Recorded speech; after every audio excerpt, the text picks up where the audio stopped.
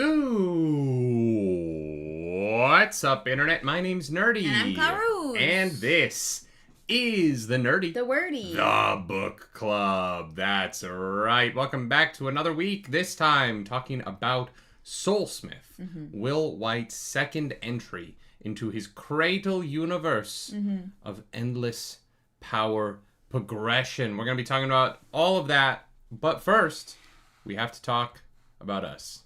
Oh. Because that's how the show usually starts, with 20 minutes of nonsense, as we just sort of yap. Yeah. No, that checks out. Yap about whatever we want. Yeah, how we doing, chat?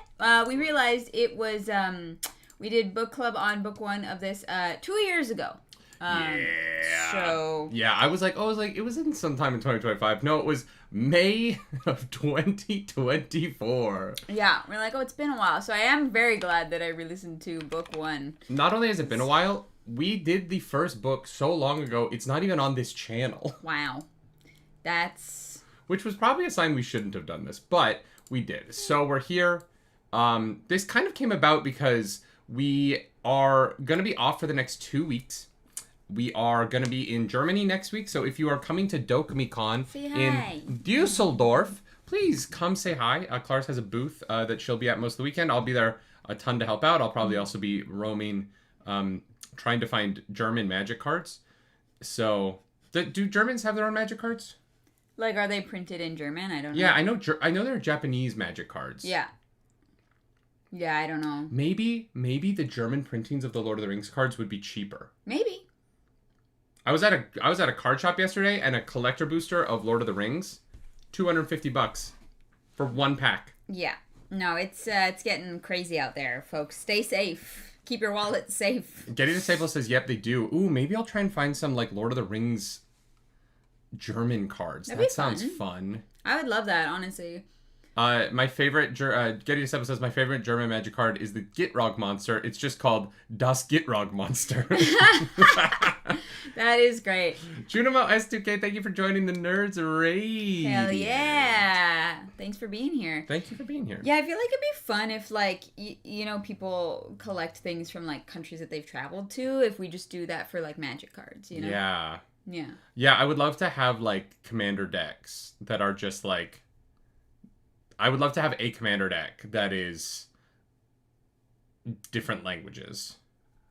I was about to say all different languages, but like, yeah, but like if I know it well enough, like whatever, yeah, right? you would have to. You'd like have to know it. I would have to know it immediately, which a lot of people do, and I'm sure I can learn 70 cards abilities and off the top of my head and just know them from the art. I already kind of feel that way. Like honestly, if you showed me a lot of like the Secrets of Strixhaven cards art, I can tell you what the cards do.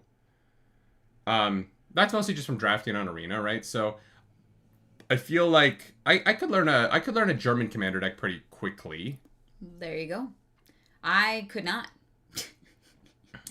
Yeah, no, I'm certain that yeah, I don't think I could do that. Yeah, I know. I can barely memorize phone numbers. Although I had my credit card number memorized and you don't. I was like, what do you mean you don't have it memorized? No, I've never tried. All right, well. If I put effort into it, I could have it memorized. All right. Yeah. It's really just like, do I need to? But no, my computer knows it, so I don't need to know it. Which is not good. I understand why that's bad. Or I could learn German. I feel like my ancestors want me to learn Austrian German. Austrian German? Is that very different? I don't know. How different is it? I know it's like a distinct language. Oh, is it? Okay. Right? I think German and Austrian German are not technically the same language. Like, are they like French and French-Canadian French? Or are they I would hazard a guess it's that far, yeah. Huh. Okay, interesting.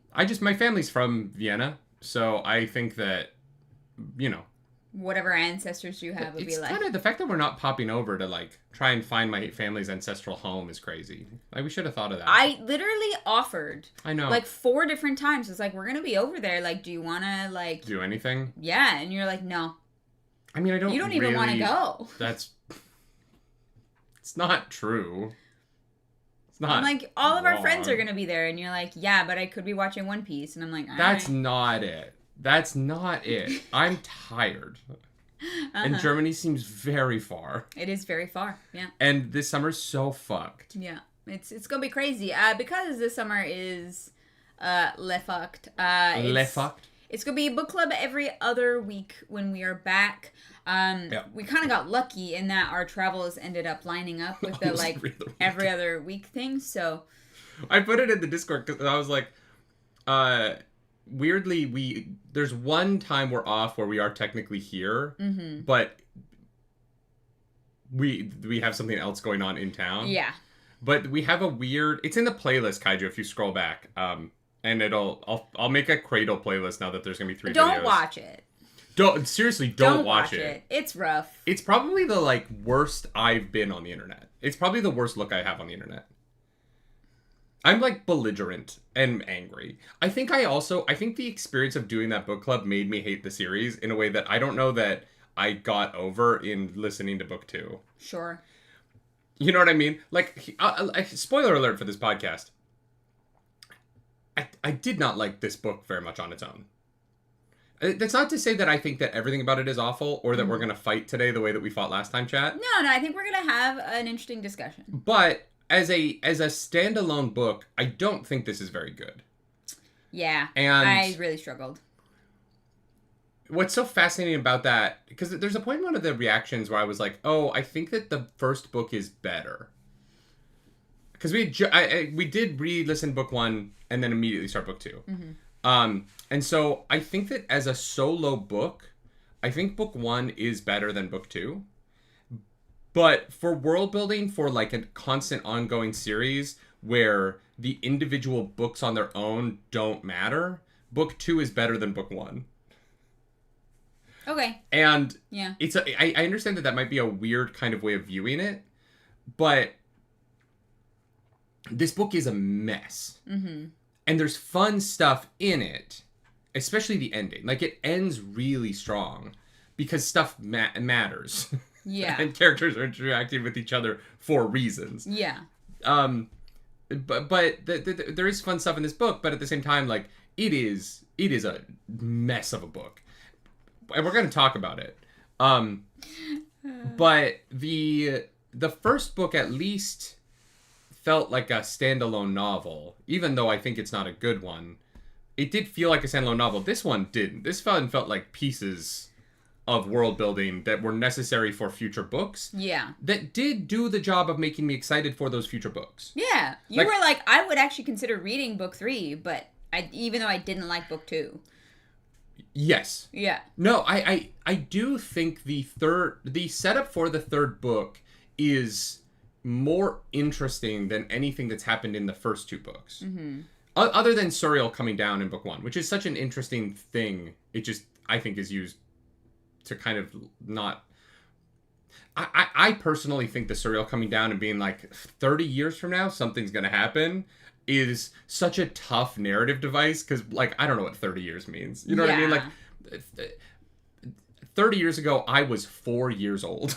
The idea that, like, I'm supposed to feel immediate stakes from a 30-year problem. Yeah. The end of this book being like, in 1 year, you have to fight this guy. Well, and also a 30-year problem in which, like, he's trying to just save a world and people that, like, suck and hate him. Oh, yeah, that are terrible. Yeah. Like, that was also this tough sell. Like, no one in this world shows Lyndon any affection.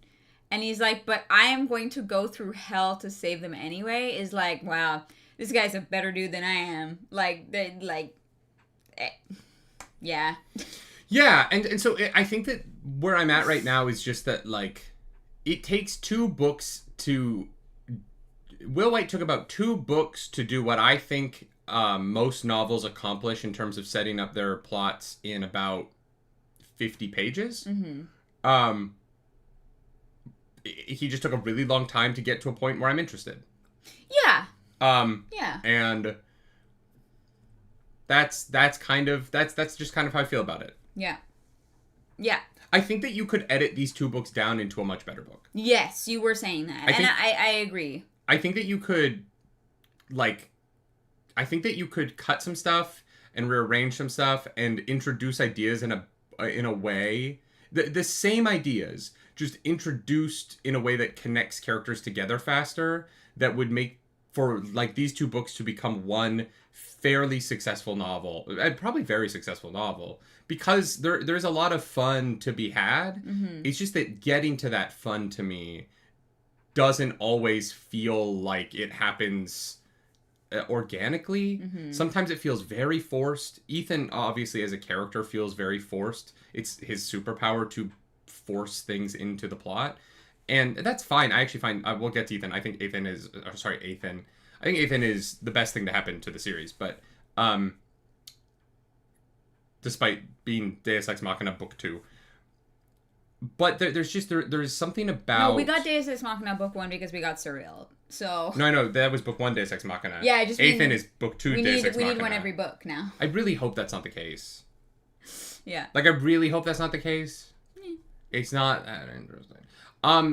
The most interesting thing... all the interesting parts of Athan are after he Deus Ex Machinas. You know what I mean? Sure. But that's true of most things. Yeah. James Ross says Athan is my kind of humor. I agree with that. I think he's funny. I think he's funny, definitely. I like that's part of the reason that he worked for me, even though, like you said, he just kind of is able to. He kind of comes in and it's like, oh, it's his book now. And I was like, oh. Yeah. Okay. Well, and it's so fascinating because it is. Like, he fully takes over being the protagonist of the novel. Yeah. He seems to have goals. He has a personality. He has power. He has relationships to other people, like his family, like the people that are in this camp. Like, there's like, Eithan is the one that feels the most three-dimensional. Yes. Even though he's not our main character, which is fascinating. I would argue he is the main character. Like, genuinely, I would argue he is the main character. And the reason for that is a, like, physical structure thing within the novel, which is that once Athan shows up, the novel time jumps when Athan isn't doing stuff. Linden gets locked into a room to fight a centipede, right? And Athan is the one that locks him in there because Athan needs him to go do something. Yeah. And then we do not see Linden again until Athan comes back. Yeah. Because Athan is the main character. Yeah, not that's Linden. So interesting. If Linden were the main character, we would have experienced him going through the trial of the other side of the door, right? We would have seen him fight. We don't even see him fight the first creature on the other side of the door, right? We hear him through the door with Yarin, who is definitely not the main character of this book. And then he goes in. He breaks both of his legs somehow. He's like near death. A bunch of shit happens to the main character of the series on the other side of the door, and we time jump over it because Athan isn't there. And then when Athan returns, the book starts up again. Yeah, that's so interesting.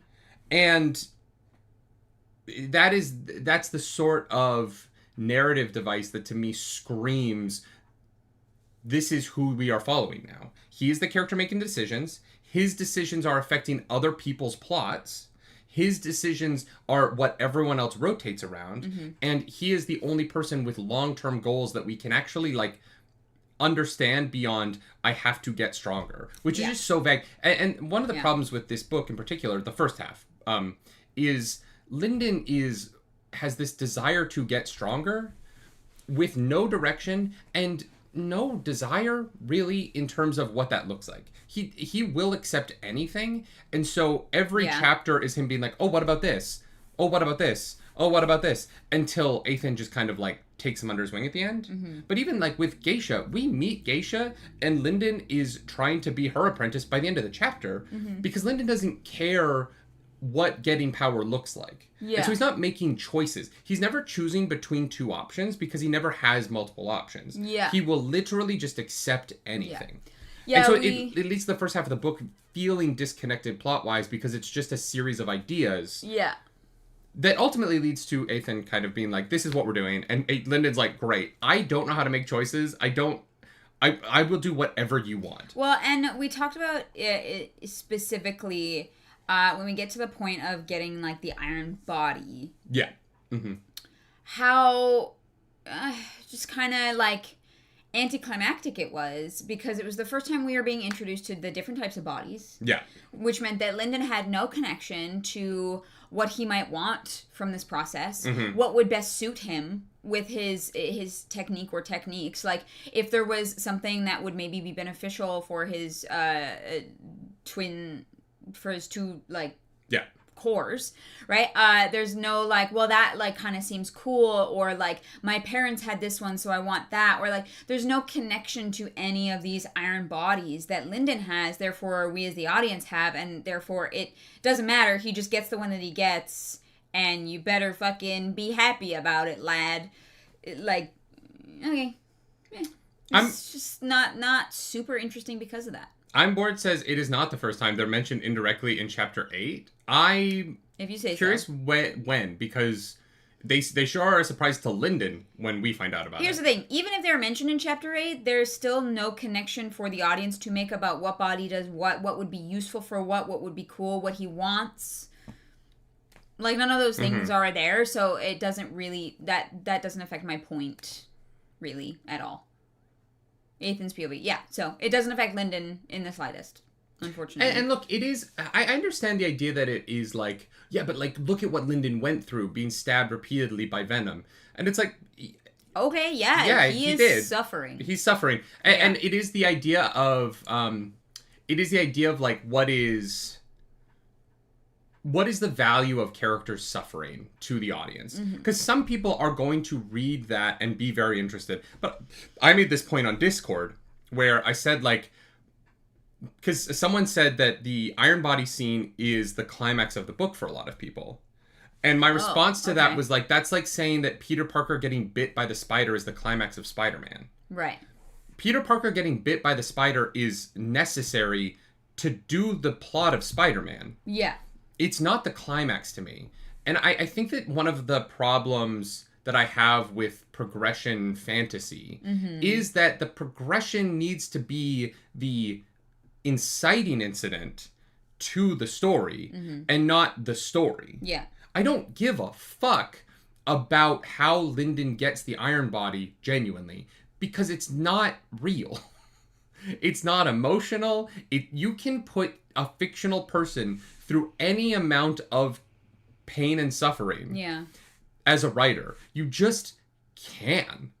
Like, you just can put characters through suffering that they survive because they're the special boy. Well, and that seems like a trope of the series. That's not story. I don't... That doesn't matter to me. Like, the character... Like, characters just being in pain and going through pain to level up, to me, is not the most interesting storytelling. Blue says it's a surprise to Lyndon there's something other than a direct copper iron upgrade. Yes, that is my point exactly.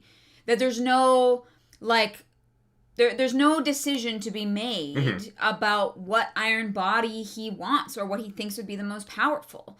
It's, well, you have one option and we're just going to do that because we have to. And it's like, okay, that just... that is the thing that happens then, and it doesn't mean much to our characters. But and the side effect of making him so desperate and willing to take any power upgrade at any cost is that he doesn't have a variety of feelings about the power upgrade.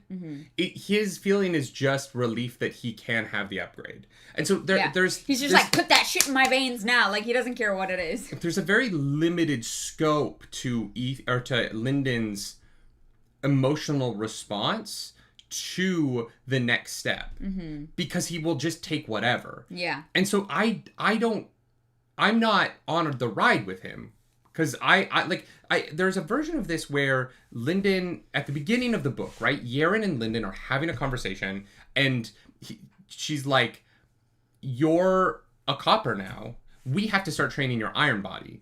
And he's like, well, I just get my iron body when I get iron. That's how it works. And she's like, no. Yeah. No. There's all kinds of iron bodies. My favorite iron body that they bring up is the rainfall body. In the reaction, I watch it back and I'm like, that's so stupid. They're like the rainfall body where you can dodge the rain. And I was like, how the fuck would that work? How, like, genuinely, Lyndon, think about that for a half of a second. It's not real. No, I know.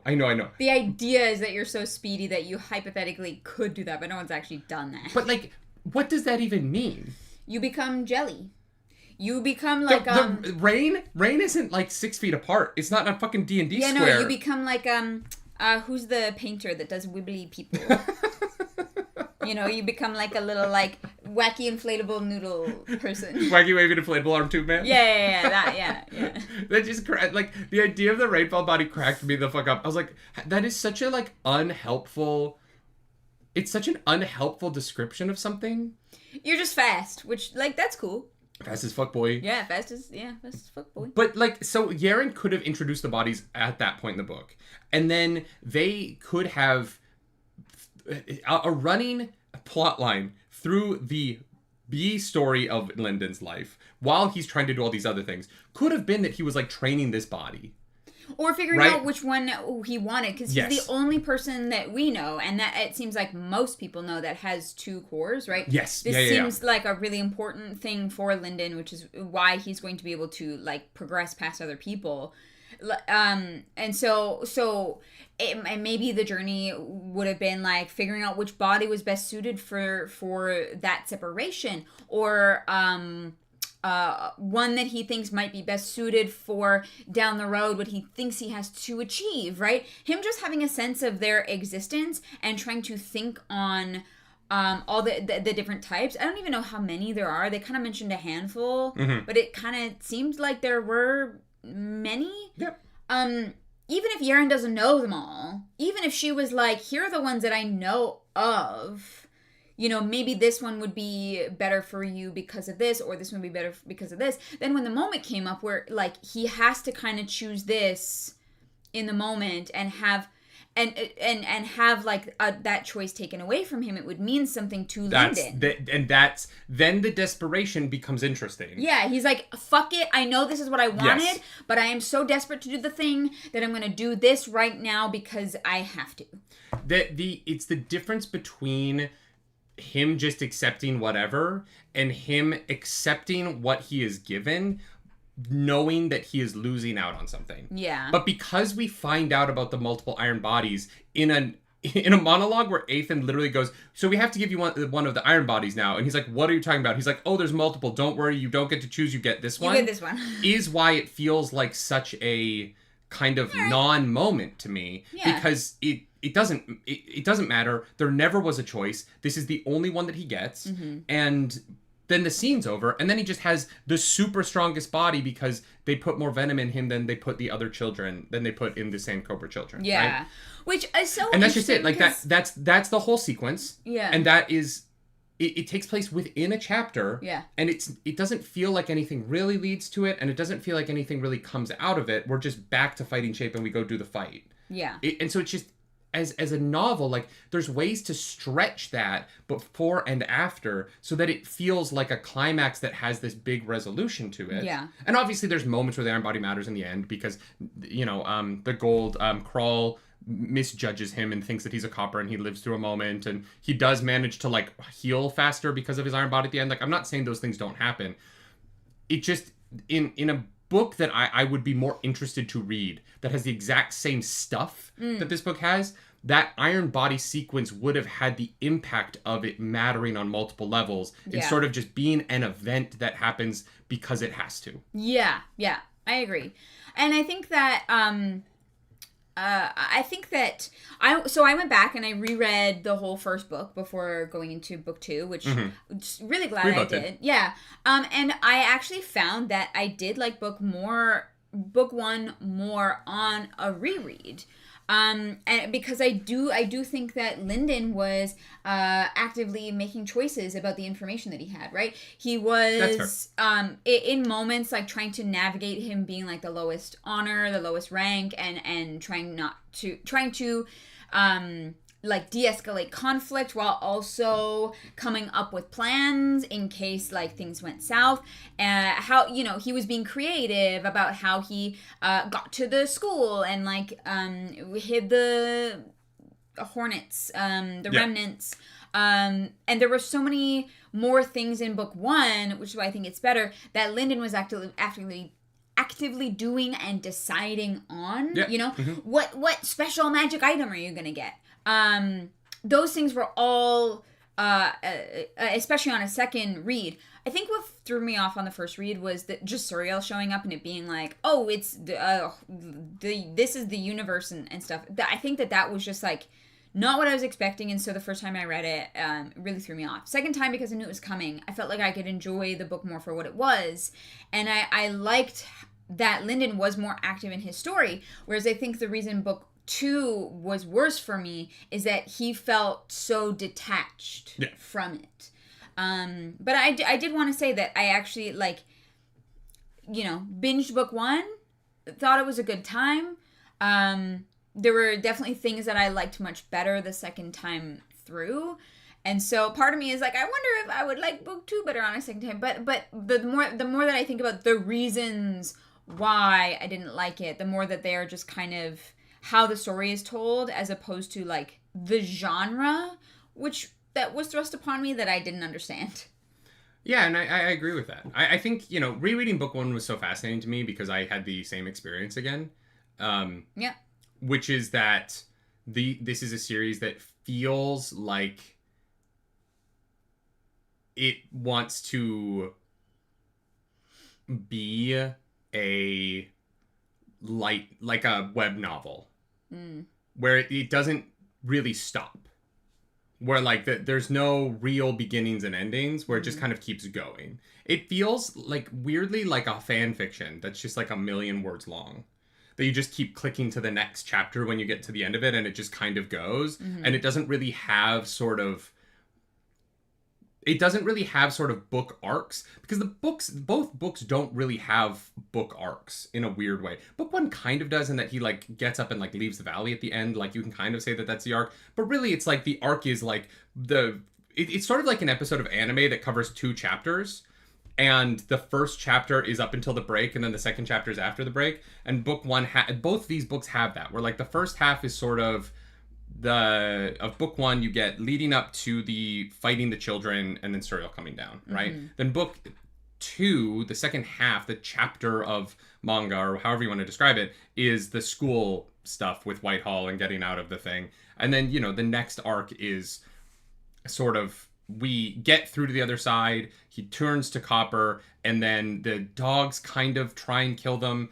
They fight off the remnants, they get on the cloud, they fly away, and they nearly starve to death. Then book 3 or book 4, I guess, would be, we are at this weird camp, and there's a magic pyramid, and there's these stories about the pyramid. That doesn't really have anything to do with those opening chapters. Those opening chapters are sort of just like their own little thing, and nothing that happens in those opening chapters really matters to, they don't foreshadow or like introduce anything for book 4, which is sort of going to the pyramid and the culture around the pyramid. And then you get, you know, the inside the pyramid, which is kind of like manga arc 5 in its own way.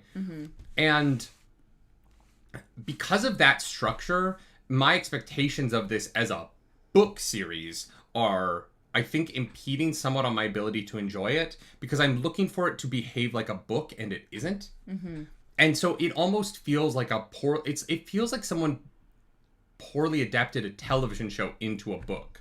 Rather, it like feels like a weird adaptation of manga that's just been like put into novel form, right? But tried to keep too much of the structure of the manga. Yeah, and Board says it was a web novel originally on Will's blog. So that's really sense. Interesting to me. Yeah, that's fascinating to me, because I can't wrap my head around the way these books are structured into just books. Feel like sometimes it really feels like you read like 2 chapters that feel like an idea. Yeah. That was just like, these 2 chapters exist because they were the next thing. It almost feels like this book is written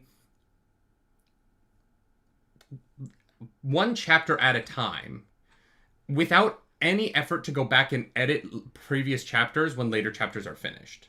Which is what some like web stuff will feel like, because it's been published, it's out there. Like they're writing kind of the next thing, and they're just kind of like building and building and building on an idea. Yeah.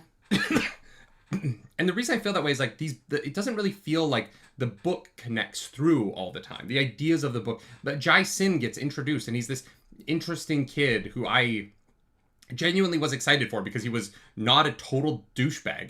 And yes, he does want to kill them and loot them, but he has a different tactic. He's not immediately aggressive about it. To be fair, that's what Yarin thinks of him. No, it is. No, and then we get his POV, and that is what was going to happen. Yeah, no. We know, but he tried a different tactic. It was nice to see a different tactic tried in these books, other than outright aggression. Yeah, other than I'm just gonna fucking kill you. And, like, that character just never comes back. Yeah. Like, he just doesn't, like, he doesn't He's there for exist those past chapters that moment. He's not even present, yeah. And so that's kind of the feeling of these ideas get brought up and then they just don't mean anything. They're not relevant to anything. Mm-hmm. They sneak out of the Jai compound and, like, that never matters the rest of the book. It's literally just they meet Jai Sin, they walk to that place, they sneak out the back window, and then that doesn't mean anything to this book. It's just a thing that happens. Mm-hmm. It's not thematically relevant to anything. We don't learn new things about people because everyone in this world sucks, so it's not even like the Jai clan are unique. It doesn't inform us about Jai Long at all. Like, that interaction with the Jai clan feels like it should somehow inform us, the audience, about Jai Long in a more interesting way than it does. Yeah. But it doesn't really do that. Yeah. Getty Disciple says it is why Jai Long decides to hunt them down. What? I don't know that that's true. I don't think Jai Long meets them until later. Yeah. I don't think Jai Long meets them until much later, because Jai Long isn't working with the Jai clan at that point. No. Unless I missed that. But yeah, so I'm not sure what you mean. And so maybe that's the case, and maybe I missed that connection. But there's stuff in these books where, like, their ideas. He gets the report from the escape that they escaped the Jai from the dude tugging his boots. Oh, okay. Sure. Okay. No, then I misunderstood that connection, and so that is why Jai Long kidnaps Lyndon in the middle of the night to make him a slave for no reason. Well, because he can make the coins or whatever.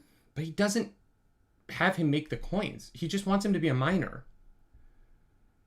They don't like put him in a tent to make coins. They literally just, I don't know. I really didn't this is actually a question I would love to ask Chad. Why did Jai Long kidnap Lyndon to make him a slave the first time? I totally get why he did it the second time, because Lyndon breaks into his thing and is trying to free people. The first time, but the geisha comes in and is like, I see you trying to fuck with me. And that's the only kind of... Whether or not that's true, I'm not really actually sure. But that's what is given in the story.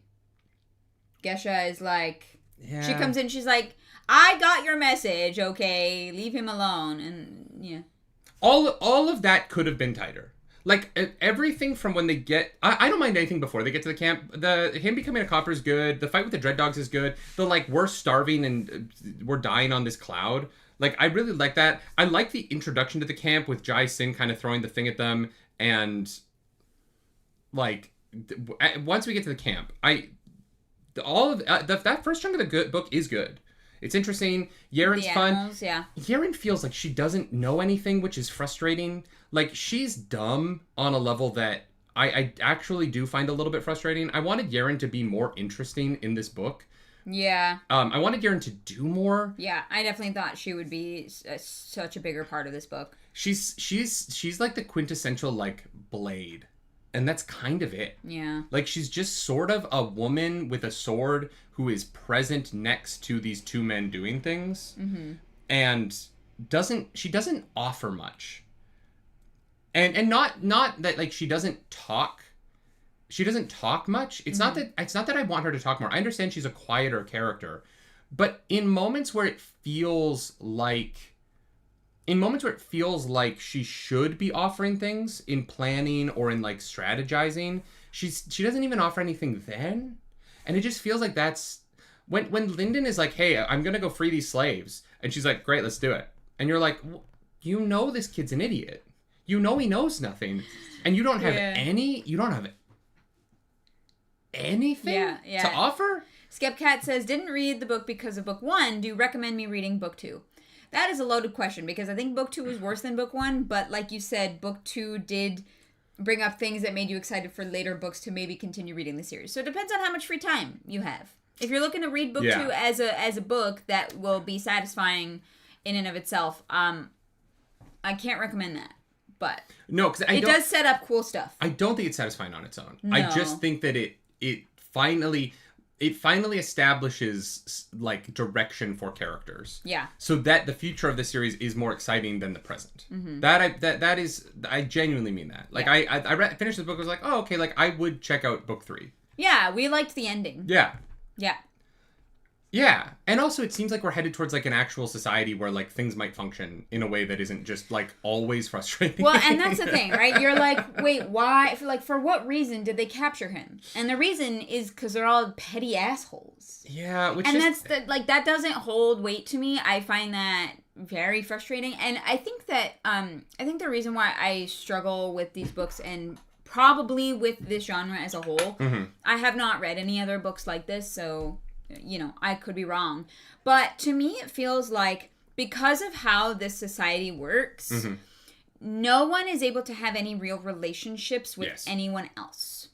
Because you are either constantly above or below other people unless they are like your exact power level. And even then, there are going to be points when they're at this level before or after you. And therefore, like, because you have to fucking grovel and, basically like fucking I don't even know. You have to do whatever the fuck someone else says if they're like a little bit better than you. Because of that, none of the characters in this series, it feels like to me, can have real relationships with one another. Yeah. Everyone's always petty as fuck. Everyone's always, you have to respect me, and if you don't, I'm gonna try and murder you. Yeah. Or, or like, you looked at me wrong, fucking throw your family in jail. Like, it just feels, everything feels very extreme, and I feel like that is my biggest struggle with these books, is I don't feel like anyone can relate to one another or, like, have interesting relationships. Well, and it's tough because Will White's world building thus far has not really explained what the value of power is. It's just that people want it, which is to me like you get to have people throwing themselves at your feet. But that's not enough, right? And like this is where for some people, this is where I find this kind of world building very frustrating, mm-hmm. where it isn't world building, it is just power explaining. Mm-hmm. The world has not been built. The world doesn't make sense. Yeah, you're like, right. Where are the farmers? There's just simply... And look, I have read and watched other things that have power systems, mm-hmm. right?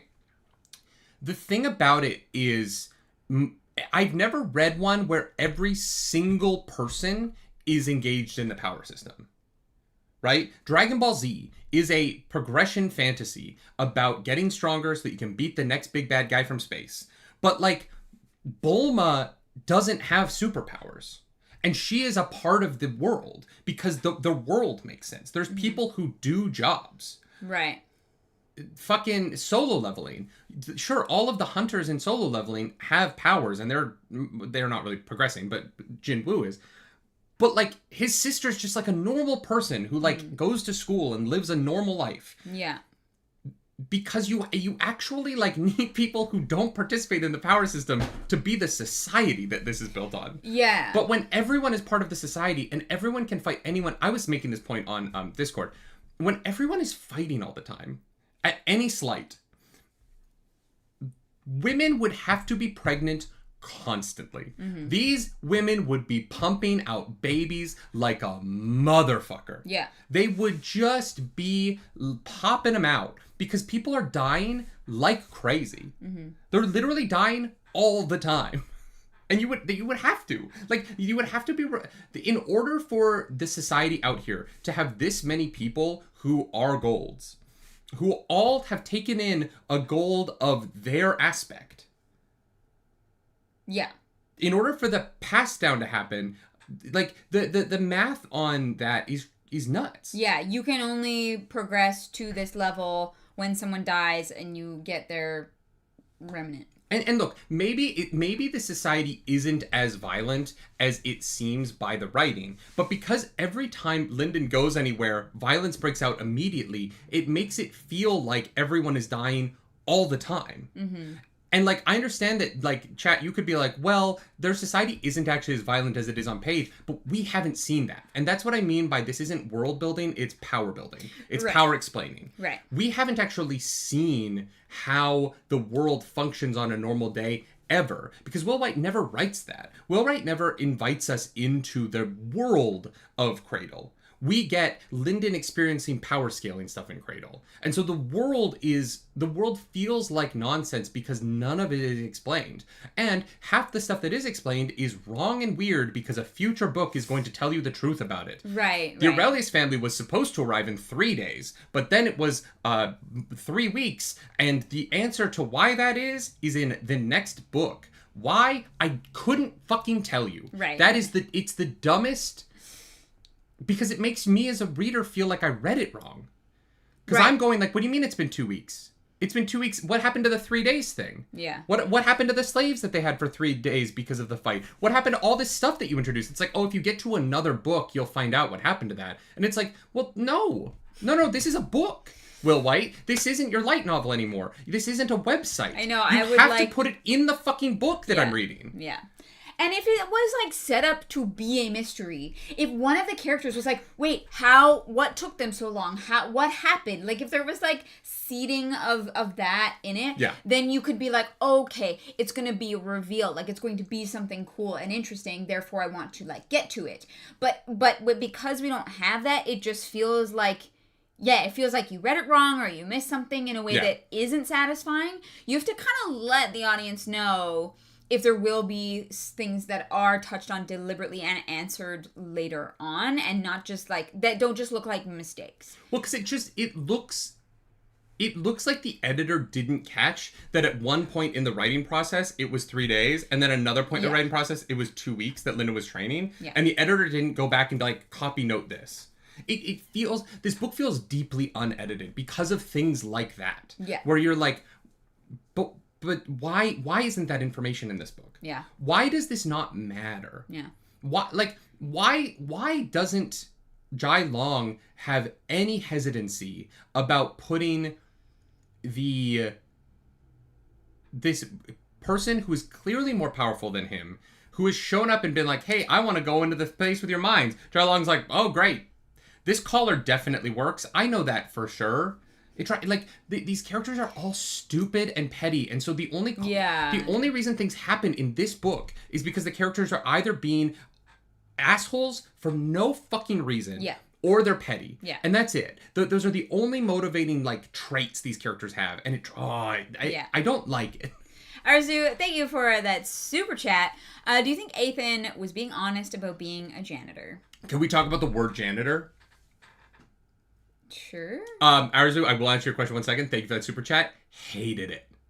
The word janitor felt so weird to me in this book. Why?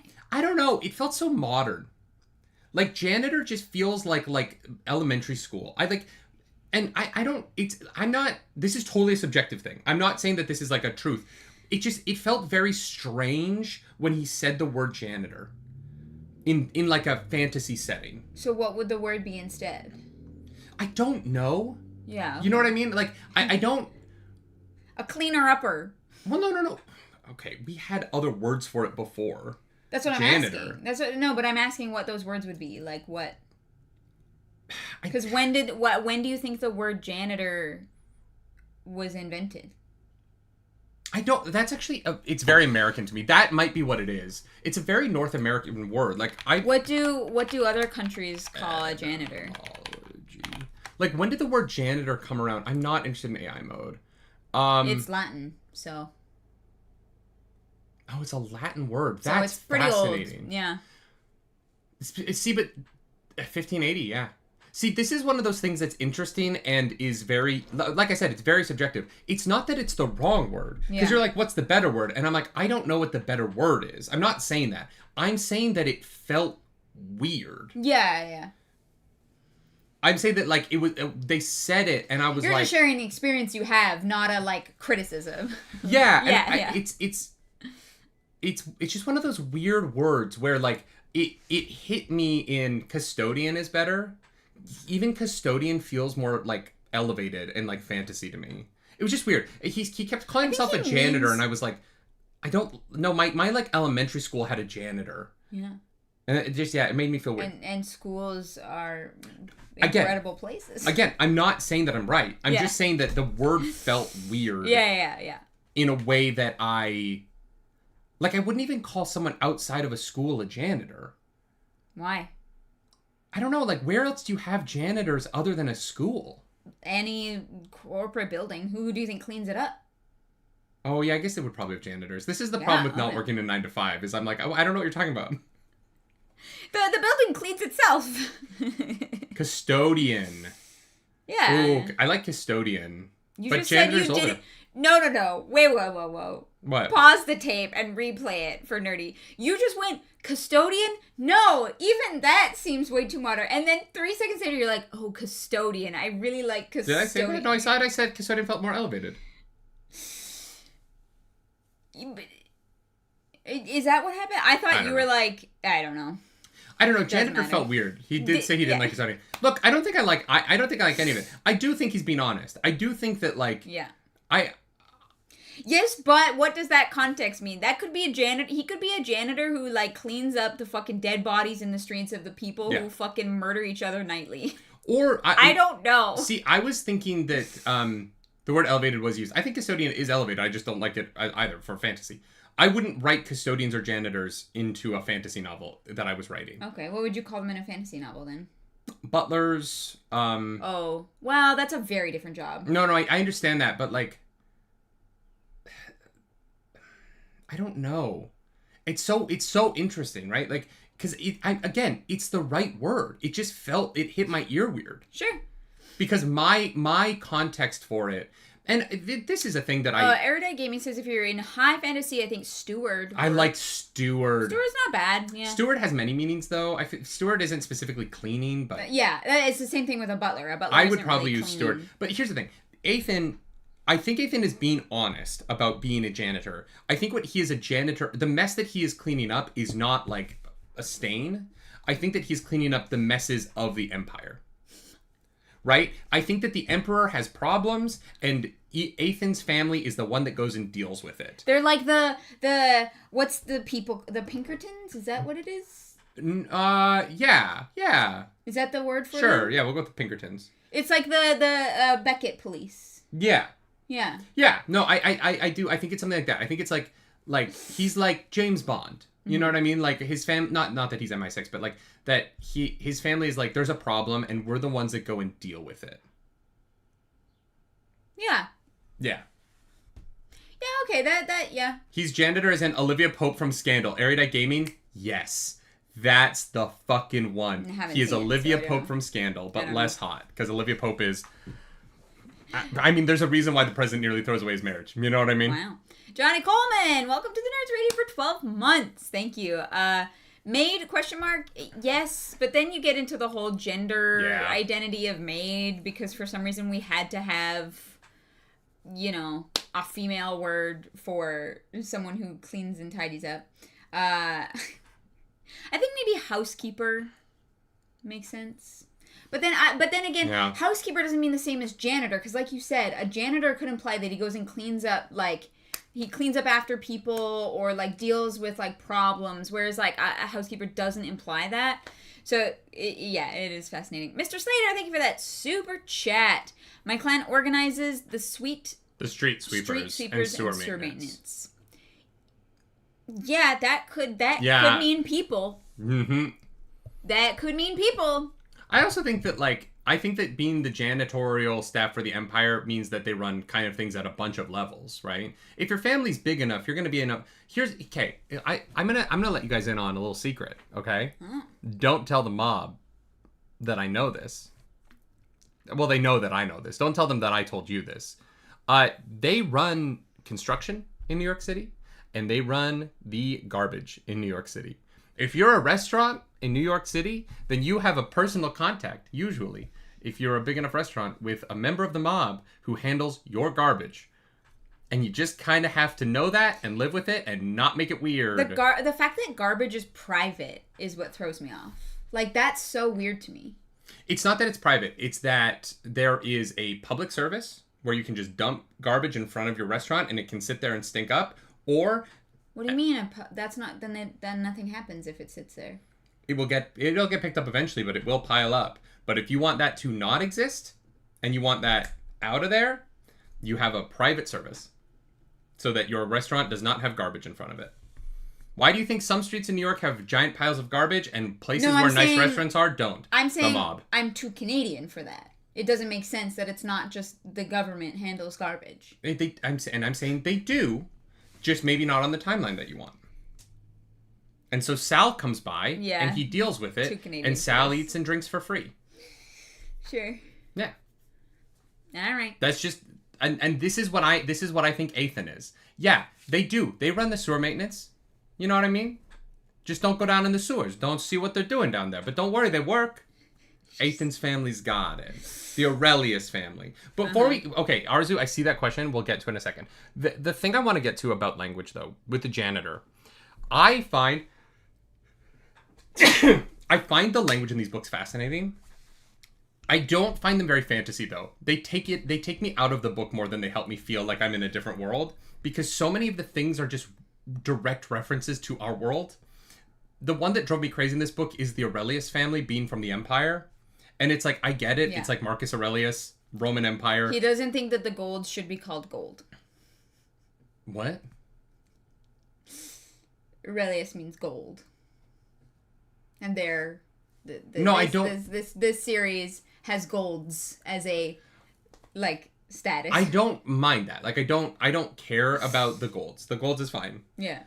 Gold, iron, copper, those things exist in fantasy. I'm fine with that. Mm-hmm. Marcus Aurelius, the first person we meet from the Empire being from the Aurelius family felt on the nose to me, in the same way that, like, the biblical references in the Angels feels weird in a series that has sort of Taoist methodologies. It just feels like word soup of real words instead of making up new words. You know what I mean? I mean, yeah, there are a lot of fantasy books, though, that are not made-up names, that are... Sure, I'm saying, again, I'm not saying he's wrong. This is totally commentary on my subjective experience of the books. Janitor felt weird, Aurelius felt weird. It would be the same if, like, Brandon Sanderson had been like, this is Dalinar Caesar and his brother, Elhokar Caesar, the leaders of Roshar. I would have been like, oh, that's on the nose. It's not wrong. He would have been fine to call them the Caesar family. I just would have felt weird about it. And yeah. I especially because it's Kaisar. You learned that like 3 months ago. I thought it was And you funny. think it's the funniest joke? Yeah, you make it... Fallout did a good job. I know, but like so when we were watching Fallout Season 2, Clarice found out that Caesar was actually Kaisar. And since then, every time we go to a restaurant and she sees Caesar salad on the menu, she goes, it's actually Kaisar. I have never, not one single time done that. Yes, no, you have. I only do it when you reference it to the name. No. We were at Sociable and you were like, it's a Kaisar salad. And you looked at me with that like face you make when you think you're being very funny. Yes, you did. I am being gaslit. I am being gaslit so hard right now. No, I think it's because you said it out loud. And maybe I said, like, Kaisar instead. But, like, I didn't look at the menu and read it and be like, haha, Kaisar. Like, sorry, maybe I said Caesar first. But we were sitting at the booth at Sociable. And you gave me that look where you're like, I'm being funny right now. I don't remember this. So. Every time. But anyway, I just, for me, subjectively, I find the way that he uses language a little bit distracting because it feels like the reference is too direct. Mm-hmm.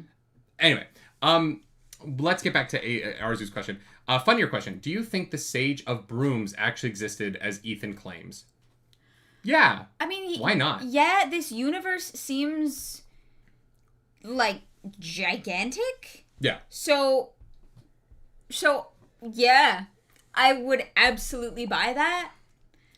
Like, I know, like, it was a funny joke, and I do find Athan funny, but I'm like, yeah, that honestly probably is real. The Sage of Brooms, to me, feels like one of Athan's ancestors was given a slight by the Emperor or whoever, and was given that name as a joke, and then they embraced it, and they were like, sure, I'll be the Sage of Brooms. And then, like the Onion. By the time they died, it was like a term of respect and endearment because they had, like, made it into something worthy of respect. Yeah. You know what I mean? It was meant to diminish them. It's sort of like a lot of Lyndon's character, right? Like, he is meant to be diminished, but he just kind of accepts it and uses it as fuel to keep going. Yeah.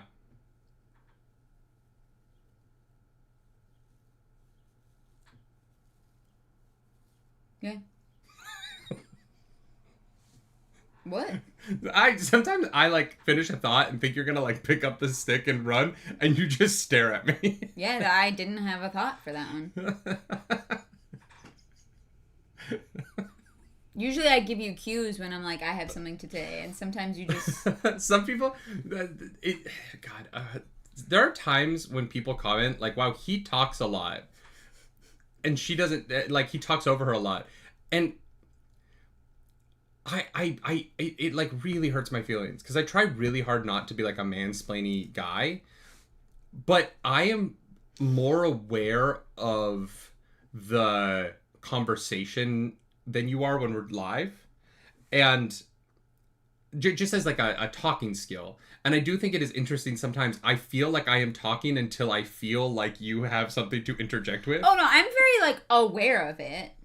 I just like, if I've already said a thing, I'm not gonna like, well, I'll say that again to fill space. I'm gonna try and find something else. Oh no, 100%. I do sometimes feel like I'm hosting this show with my like guest host. Not guest host. That's not the right word. With my like, this show sometimes feels like I am talking to get you to disagree with me so that you have something to say. Does that make sense? No. Not the whole time, but there's, for some segments of it, I do sometimes feel like I'm like waiting for you to... Not even for a moment do I think that you adjust your opinions to be argumentative. No. I just say opinions that I have until I feel like I hit on one that you have something to comment on. Oh. And so sometimes I go on these like run-ons and I'm like, I look over at you to see if, and you're like, yeah, that's interesting. Yeah, I got nothing. Arzu did say earlier that they were, I think it was Arzu, sorry if I'm wrong, they were like, kind of frustrated that the book was called Soulsmith without much soulsmithing, which I do think is fair. It kind of comes in right at the very end, and that's literally it. That frustrates me. Mm-hmm. I really wish book one was structured very differently. In that, I wish Lyndon spent more time with his mom in book one, in the first half. Yeah. Because I feel like... So that we could set up the soulsmithing, so that when he does it, we're like, oh, cool, he did the thing that we saw in book one, yeah. Because in this book, he's like, oh yeah, no, I learned how to do this, like, watching my mom. And I'm like, when did you ever watch your mom? You worked in the library. Well, no, he did work with his mom. It's the one reason that she, like, let him work with her, but we just never saw it. We literally never saw it. When in book one did that happen? He was on a mission for her, literally in book one, went to find the fruit. So he does work for her. Before the series begins. Yeah. What do you mean?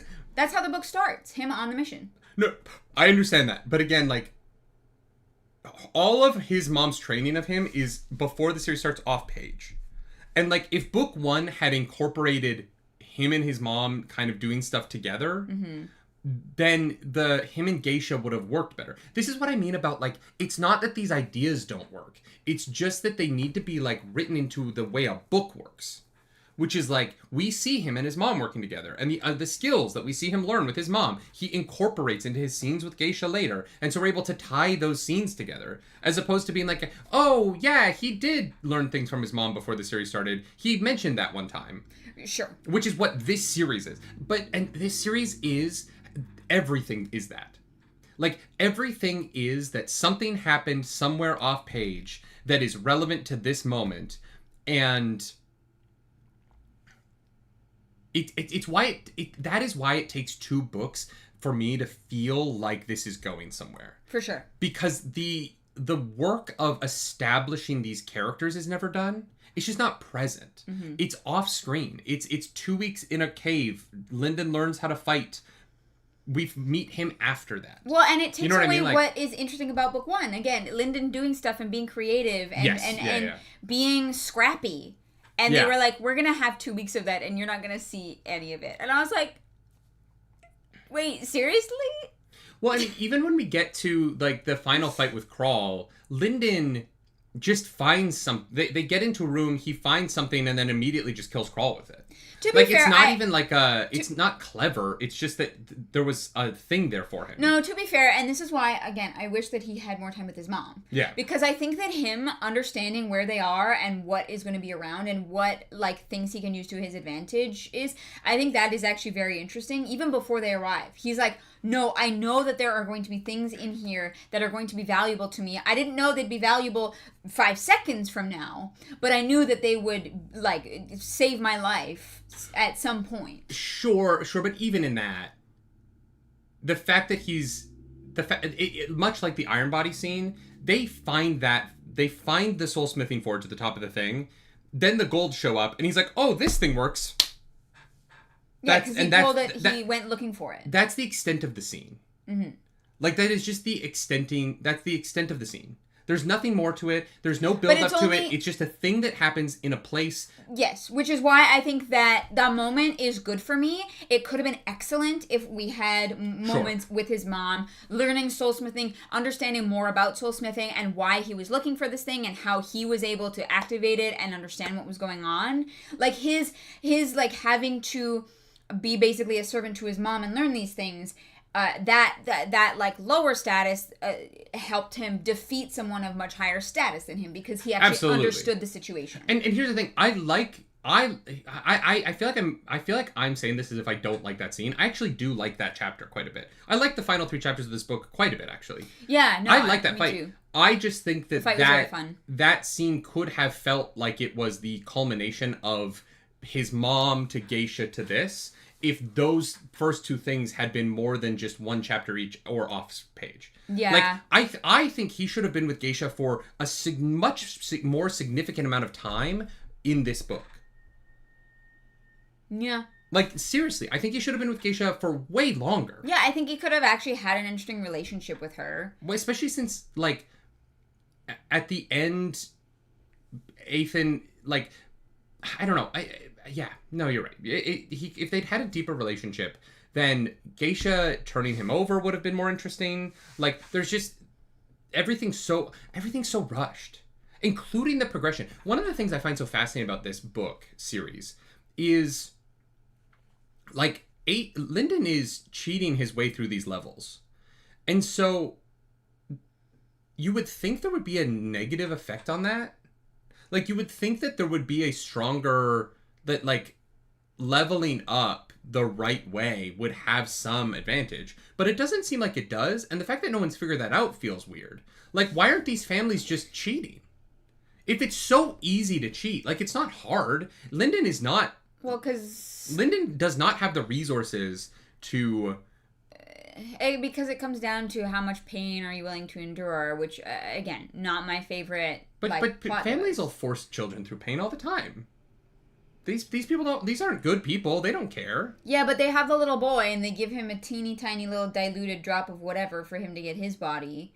And yeah, that's like, fucking weak sauce. Yeah, that's what I mean. They're like, and it's like, well, okay, like if it was about being powerful, being the more powerful clan, like I don't really see why people would not be pushing those boundaries. Yeah, you got leather. Strap him down.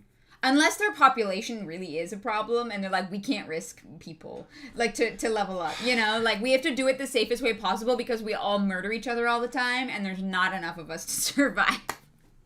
Yeah. Eric Gaming says, it's very fanfic exposition. Let's skip the finicky setup scenes. I agree with that 100%. This book feels like I'm reading it on fanfiction.net. Like, I feel like I'm reading a fanfiction to a series I've never read before. I don't feel like I'm reading the original work. Genuinely. And I know that sounds mean. I find it to be very... we haven't really talked about it much today. I think the prose is incredibly boring.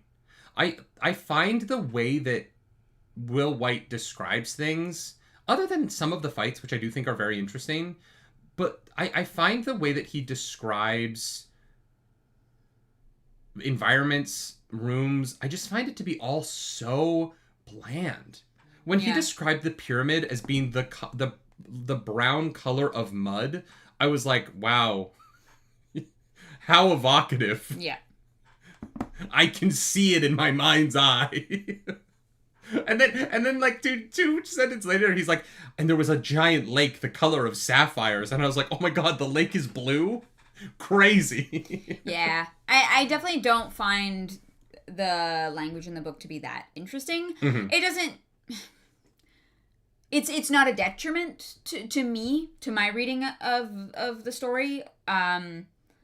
It's not a detriment, but because the story isn't that complicated, a more like illustrative prose could elevate quite a bit. Yeah. And because the story isn't set up or like teasing out kind of these longer plot lines and arcs in a really interesting way, I'm looking for the words to do some of the work of making it more interesting. Yeah. And the words themselves are just very basic. Like, you know, and granted, like, I think this book is written for like 12-year-olds, right? Like, it feels kind of like it's at I would say like a 6th grade reading level. And so I don't think it's trying to be more complicated. Yeah, sure. But it feels so, the prose itself is so bare bones at every opportunity to just be as explicit about what is being said as possible. And it does make it easy to read because it repeats itself a lot. A lot of the ideas in the book are repeated multiple times. I made the joke to you that this is the first book that's felt like a Netflix series that is meant to be on while you're on your phone. Right. Like, I sometimes feel like I could be scrolling through Instagram and listening to this book at the same time and have no, like, loss of experience because I wouldn't miss anything. There's very little in the book that is, like, surprising. It's usually pretty obvious. And so I think that, like, just a slightly more elevated prose, a little bit more effort put into particularly, like, describing environments would be really appreciated to me. Yeah. I don't, like, the Soulsmith Forge, I wish we had a physical copy because it's hard to pull quotes from an audiobook.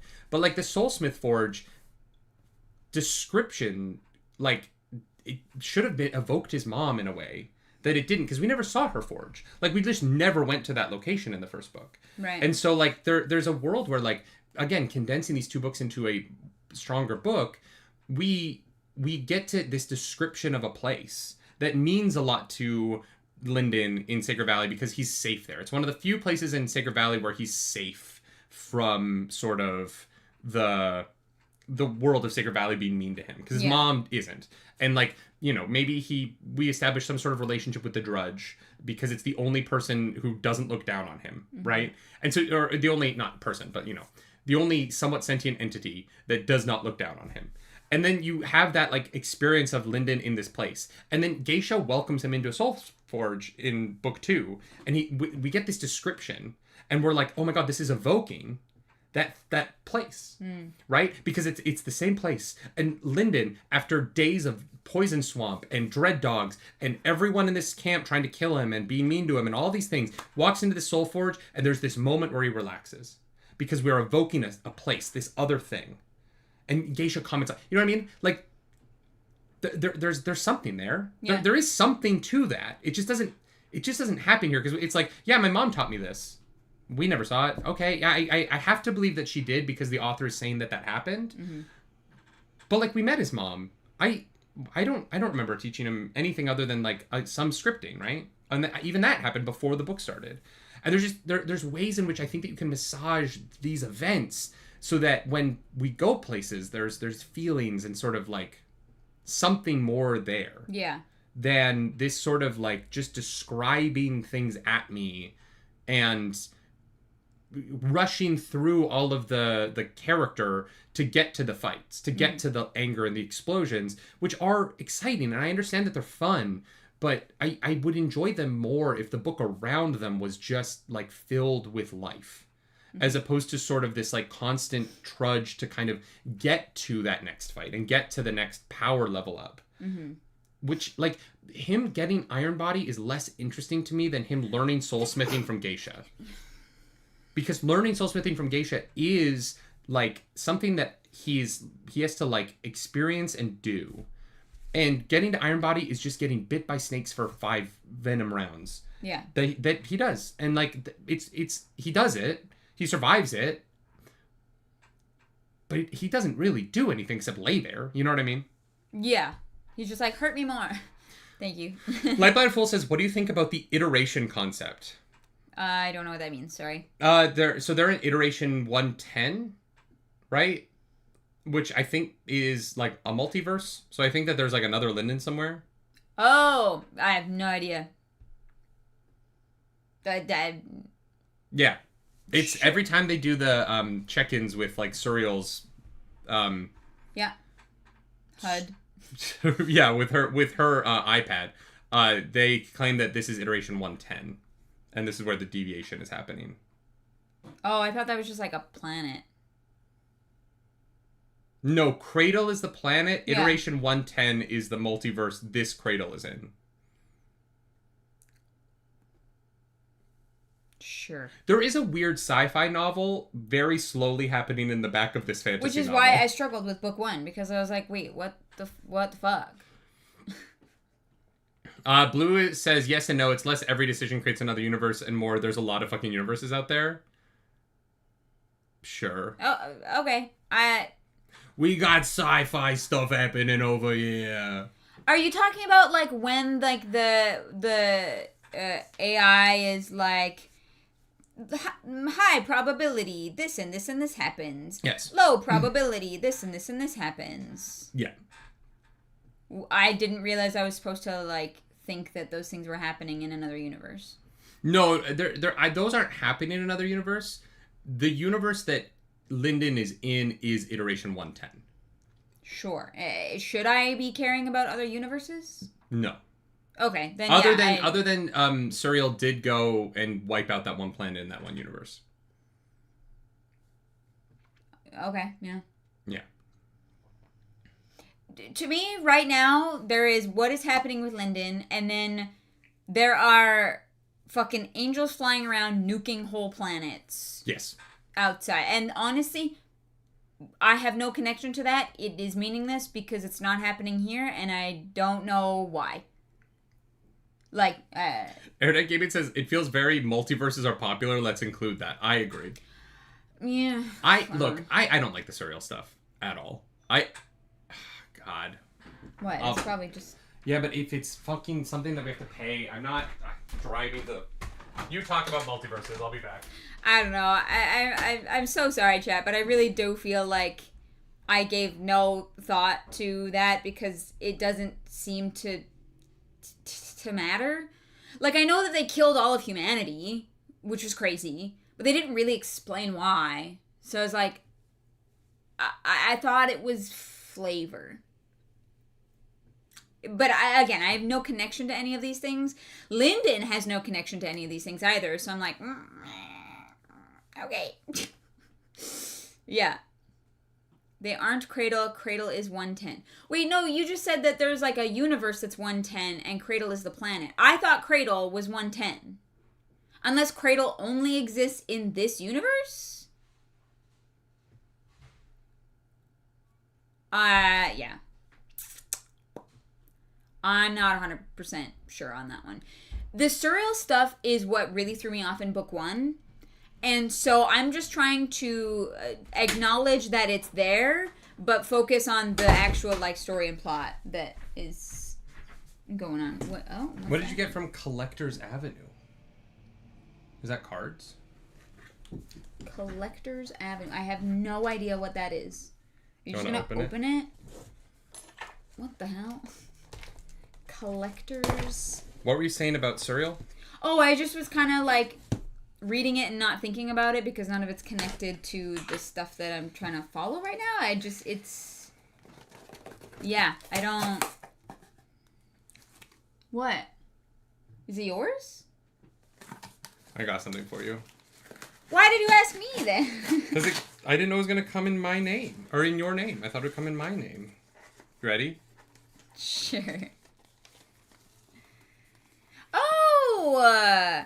Oh, shit. Where'd you get this? The internet is very old.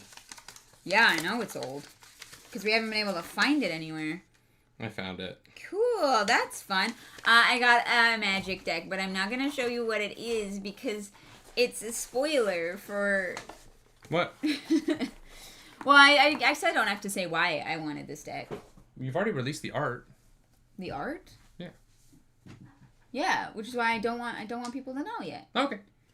But I got a magic deck. It's a deck Claris has been wanting. Yeah, it's a Layla Artful Provocateur fairy schemes. It's an old deck. We've been looking at a few places. Oh, there's a dragon in here. Probably, yeah. It's a 60 card deck, not 100. Oh, so this is a standard deck. Yeah. Hell yeah. Not standard, but yeah. I mean, historical. Modern or whatever it is. I don't even know. I think it's older than modern. Great. Magic cards. We like magic cards. We do. Oh, you like Eldraine, Getty Disciple? That's so interesting. You should make sure you're subscribed to the Roleplay Relay. Anyways, yeah. For no reason. So, the thing about Surreal that I find frustrating is that when you introduce a character, I get it. It can be fun in comics. But anytime there's a character that can wipe out a planet with a single swipe of a sword, That's why I feel like I have no connection to it, because I'm like, sure. Yeah, I'm not that interested in... I'm not that interested in that level of power. I find it bland. There is a point where it is too much. Yeah, I can't conceptualize it, where you can do literally anything, and it does fall flat for me. Yeah, and again, this is totally a subjective thing. I think a lot of people really like that. This series hits on a lot of things that I subjectively just don't find that interesting. And the what does a character do when they have the power to destroy a planet is something that to me is... I've never read a version of that I found any interest in. I will say, I do find the concept of these higher beings who have these jobs to do that they don't feel comfortable doing with, or they really wrestle with like their morality in doing. But that's not really the point of these chapters. It's kind of mentioned in book 1. Yeah. And then it's Surreal looking for a specific person who ran away from doing the job that was really hard to do. And she's like, wow, if this is hard for me, I can't imagine what it's for him. But the problem is the story isn't about them, and it feels like they are 25 books from now. Yeah. Yeah. They feel so disconnected, which is why I'm sorry, I don't feel like I have a lot to say about them. Because I'm like, I don't know. Yeah. Yeah. But we did actually quite enjoy the end of this book. I think that the fight scene, finding the forge, going into the fight, how the fight plays out, is all very well done. Athan setting up the next book or 2, maybe. Actually, timelines in this book... No, the next book. You think the next book will be a year? I mean, the next book has to be the duel, right? If the series is gonna be by... Maybe it starts with the duel. Well, no, but the series, this series has to start ramping up in terms of how long these books cover. Because if we're going to get to a point where we're fighting this god thing in 30 years... the books can't keep being 3 weeks long. The series would be 85 novels. Yeah, you're right. There's just no way that every single book in this is a month. Yeah. It would be insane. And also, at some point, Lyndon actually does have to earn his level up. I'm not saying that he didn't earn it by taking the venom into his body. I just mean that at some point he has to put some actual effort into the next level. Yeah. It can't keep being that we find the next cheat. Right? Yeah. There has to be some level of Lyndon, which is why experiencing training. Which is why I think Athan is the right introduction to this, because he actually knows what the fuck is going on, whereas Yarin doesn't, and they were just floundering. Athan's been around a while. He knows a bunch of shit. He is well connected. I think that there is plenty there. Like you said, didn't love this book. I in fact really didn't like this book. But am actually genuinely curious for what happens next, because those last couple chapters really hit and set up interesting things. They set up a more civilized society. Yeah. There are things that I think could actually get me to give a shit about these characters in this world. Yeah. And so I think it ends on a win, which, well done. And I do, again, we like Athan for the most part as a character. Like, he is very interesting. So yeah, the next book has definitely got to include that fight. Because why wouldn't it? What is it if it doesn't include that fight? Although, well, I say that, but like also realistically, maybe they just fuck off to a different planet. Well, but realistically, like we could get to the city and it could just be massive, right? Like, yeah, it could just be like absolutely huge. Yeah. Can I ask a question that I would like an actual answer to? Why do the people of Sacred Valley think gold is crazy? Because they didn't know you have to take a remnant from a gold to be gold. So I understand that. No, that's not my question. Oh. Not how to become gold. It's if they trade with people from the outside and everyone is a gold, why don't they know that golds exist and are very common? But when the book explicitly says that they trade with them. Well, I think you can hide your power level because Athan clearly does. But why would they? Because there's people in Sacred Valley are literally babies. That's a spoiler? Oh, wow. Okay. This book series is so fucking stupid. That's kind of weird that's a spoiler, but the world building doesn't make sense, but don't worry. It's actually a spoiler to tell you why it doesn't make any sense. Sure. I feel like, honestly, like sometimes I feel like I'm an asshole for not enjoying this more, but then I learned new things about this series and I feel totally vindicated for being an asshole. I mean, I actually can't tell you that. And I'm like, this is a simple world building question. Normally, when people are like, no, you just got to get through season 1 or 2 books to get to, like, the good stuff. Normally, like, I'm like, I don't understand that. I don't have time for that shit. But I think that, like, these books being so short really works in their favor. Because I feel like most people wouldn't bother and stop reading. But there are enough people that are like, just read a bunch of them all at once because they're so short.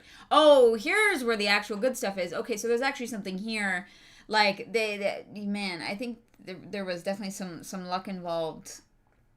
Because that seems, that bothers me. I also, and this might also just be a spoiler, but why does Yarin not know anything?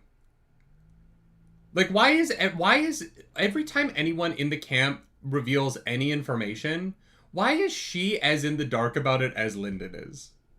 Not about power scaling, like, she knows more about, like, how to get to gold and stuff. But, like, why does she not know anything? Yeah. I thought we were heading out into the wilderness with a guide, and we were heading out into the wilderness with a child who also does not know anything. Yeah. It's very confusing to me. Yeah. Also, like, less spoilery, but also a little spoilery. Great. Like, was she just in Sacred Valley for, like, the last, like, 6 years? Like, she isn't... No, they've been there for, like, a month. Yeah, I don't know. Like, she doesn't know about any of the animals. She doesn't know about any of these clans or what they do. She doesn't know about the fucking pyramids. She doesn't seem to know about the Aureliuses, which that's, I guess, fine because, like, it's a secret that they're on their way. Mr. Slater says, I mean, how aware of the world were you at 16? Highly, but I had the internet. And I'm autistic. Well, you begged the question of, you can only get into Sacred Valley through certain doors, so she must have come through a different door and then left from this one, because otherwise, like, she would know, like, what's outside here. I'm bored. I'm not talking about why doesn't she know things about the whole planet. I'm saying that, like, this is the part of the world she's from, I'm assuming, because I don't think you can travel the world very easily in this world. And so, unless you can just teleport around. How did she get into Sacred Valley? Unless she came in Sacred Valley from, like, the other side, went through Sacred Valley and came out this side, and is like, I've never heard of the Aurelius family. I don't know who the Sand Cobras are. Never heard of the Jai clan. Even the Jai clan is apparently like a massive clan that's all over the place. Maybe the Sacred Valley. She's never heard of them before. Maybe the Sacred Valley is like an equator. And to get from one side of the planet to the other, you actually have to go through it, which is why she doesn't know anything, because she's from, like, the other hemisphere. I don't know. I mean, just a guess. Maybe. Because the book hasn't said anything about it. But this is where I just am like, this is where Yarin, because I want to talk about Yarin for a bit. Yarin, to me, is so fucking lame in this book. Yeah. And unfortunately, she's such an unfortunately underwritten character right now, because she doesn't know anything, so she doesn't contribute. She doesn't like, Lyndon fucking is like, well, then you can just leave. And they never bring it up again. She's not upset about it. She doesn't seem to have any real emotional care. They don't at build. all They don't about build that on fight. the relationship, right? No. Because that happens, and then it's just like forgotten about in the way that like my mom forgets about every fight we've ever had, so she doesn't have to apologize. You know, like They join with Geisha, and she's like the great soldier of the fucking Fisher clan, which is very confusing because the Fishers. They don't fish.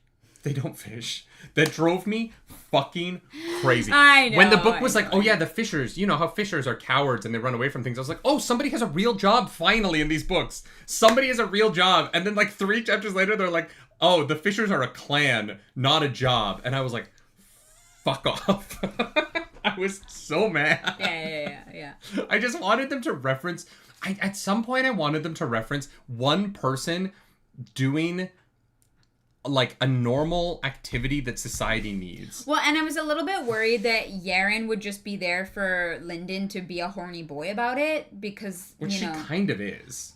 Yeah. He's like, oh my god, she's on the other side of the wall. Yeah, I know. And I'm like really hoping that we don't lean into that and that she becomes more of a character than just, they're teenagers, you know. Well, and like, she trains for 2 weeks with Athan off page. But then when that 2 weeks is over, her relationship to Athan doesn't seem any different at all. No. It like they spent 2 weeks in the. This is what I mean. No one can have real relationships Yeah. with one another, and that's what drives me crazy because that's what I love about reading, honestly. Like, and dragons, and there's none of those yet. So, Yeah. I'm not saying there won't be, but right now there aren't. So. Getty Disciple says the Sand Viper leader was out on a hunt the whole book. Yeah. Oh, you're saying like that's their job. Oh, like hunting for food. Oh, that's interesting. Oh, I thought he was like hunting like power things. I just assumed because he it's comes this back book. with the gift for his son in Yeah. the like version of reality that happens, and he gets like upset that his son is dead. I thought they were literally like hunting for like fucking like level ups. Basically, they're getting rare candied up. Emberice says because every character is entirely self-absorbed at this point, they do not care about anyone else. So why would they have relationships with them? Kind of what it feels like. Yeah. No, you've just described. Why I hate this book. I don't hate it. I'm joking because I'm trying to be funny for the show. I actually don't hate this. I don't think it's very good, but it sets up some stuff. The ending is legitimately interesting. Yeah. Athan is legitimately a charismatic and interesting character. Yeah. Like, if Athan wasn't in this book, I don't think I would care at all. I'll be honest. The more I think about this book, all of the joy that I got from it was purely from Athan, which is crazy because he's just a Deus Ex Machina, like, author self-insert plot machine. Not that he's a self-insert character in that, like, I don't think Will White wrote himself into this book. I mean, a self-insert in plot machine in that he feels like he was written so that it wouldn't be hard to have plot because he can just do plot as a superpower. Yeah. The reality of this book for me is that it is a deeply frustrating, nearly very incredible idea. Sure. It's so close. It doesn't need much. It just isn't like if I was his editor, I would be and I got this manuscript, I would be like, you are so close to something brilliant. Fucking let's have another go. Let's not just keep writing the next chapter. Hammer this down a little bit. Spend a little time refine this and then write the next. But it just feels like he was like, I finished this one, I finished this one, I finished this one. And that's the vibe I get, is that it's like, oh, that chapter's done, I wrote it. Well, no, because it was a blog, right? It probably was, I wrote this, put it out, and then people started liking it. Put it out. But now it's out there. Yeah. And you can't change anything because people have already read it and loved it and said they like it the way it is. Yeah. So you probably, I'm obviously making assumptions here, but you probably published it because of that, right? Yeah, and it's just, it's so interesting, because... How would you compare Athan to Hoyd? Marius would like to know. Well, Hoyd they're interestingly very similar, right? The difference between them is that Hoyd never becomes the main character. Like, none of the books ever revolve around him the way this one fully starts to just revolve around... And it feels like Athan has goals. Yeah. Oh, yeah. Whereas yeah. Hoyt is like, well, really hope Hoyt, you guys do what you gotta do. Hoyt also has goals. But he can't do anything because that's true. His hands are tied. So he's just, Whereas Athan can do things. Athan is definitely more of a character than Hoyt is. Yeah. Hoyt is more of a device than Athan is. Yeah.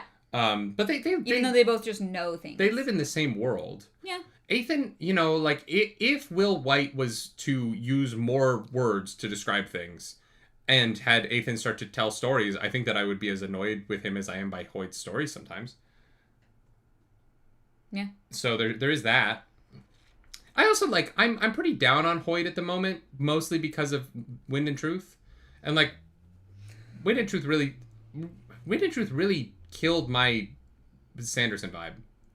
Like, I have the Stormlight game, and I, like, kind of I'm not that interested in playing it. And, like, I was, like, trying to start a campaign and stuff. It is really fascinating how Wind and Truth has, like, sapped me of the desire to play in that world, even though we spent a shit ton of money on the minis and whatnot. I've been hoping that painting the minis will get me more interested in playing the Stormlight RPG. But I'm just, that book just fucking... Every time I think about it, I just get, like, weirdly, like, empty inside. Yeah, I know what you mean. Which is different from this book. This book, at least, like, I feel things because I'm angry. But also excited for... like future stuff. Like that's the weirdest part about this 100%. Book. Is I'm like, no, I didn't like it, and no, I can't really recommend it. But I'm also kind of curious to read book 3. So, I don't know. Yeah, it's weird. Yeah. Yeah. No, it is. It's so fascinating. I really hope Yarin becomes more of a character moving forward. She was the person I was most excited for coming into this book. I thought that she was going to do for this book what Athan ended up doing. Do you know what I mean? Yeah, true. I thought she was going to be the driving force of this becoming something I was very interested in.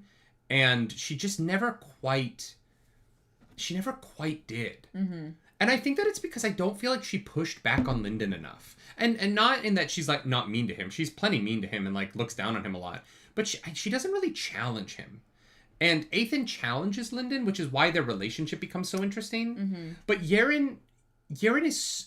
For how dumb and survivalistic, or for how dumb she thinks Lyndon is and how survivalistic she is about herself, I expected her to be more on Lyndon about his shit, and she's so passive with him. And I expected her to be very aggressive about her own survival in a way that it just doesn't feel like she rises up to in this book. This book should have had a moment where she almost leaves him.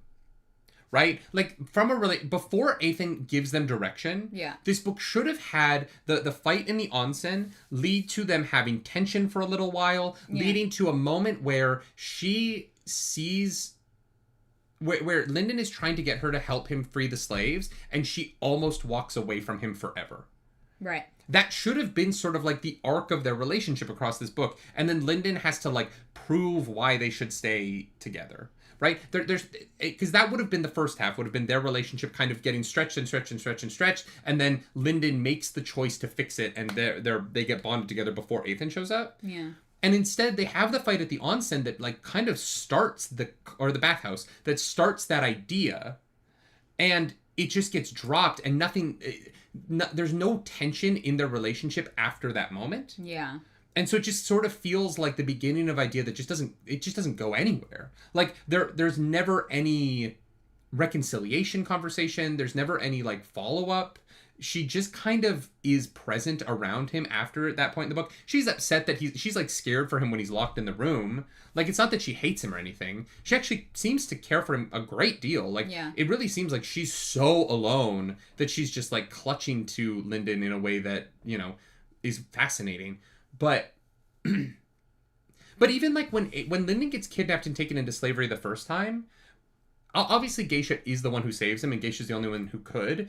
But it would have been, like, interesting from a relationship and, like, character dynamic for him to get back to town, and there's a bunch of fishers that are, like, recovering from wounds because they literally had to hold her back from going to get him herself.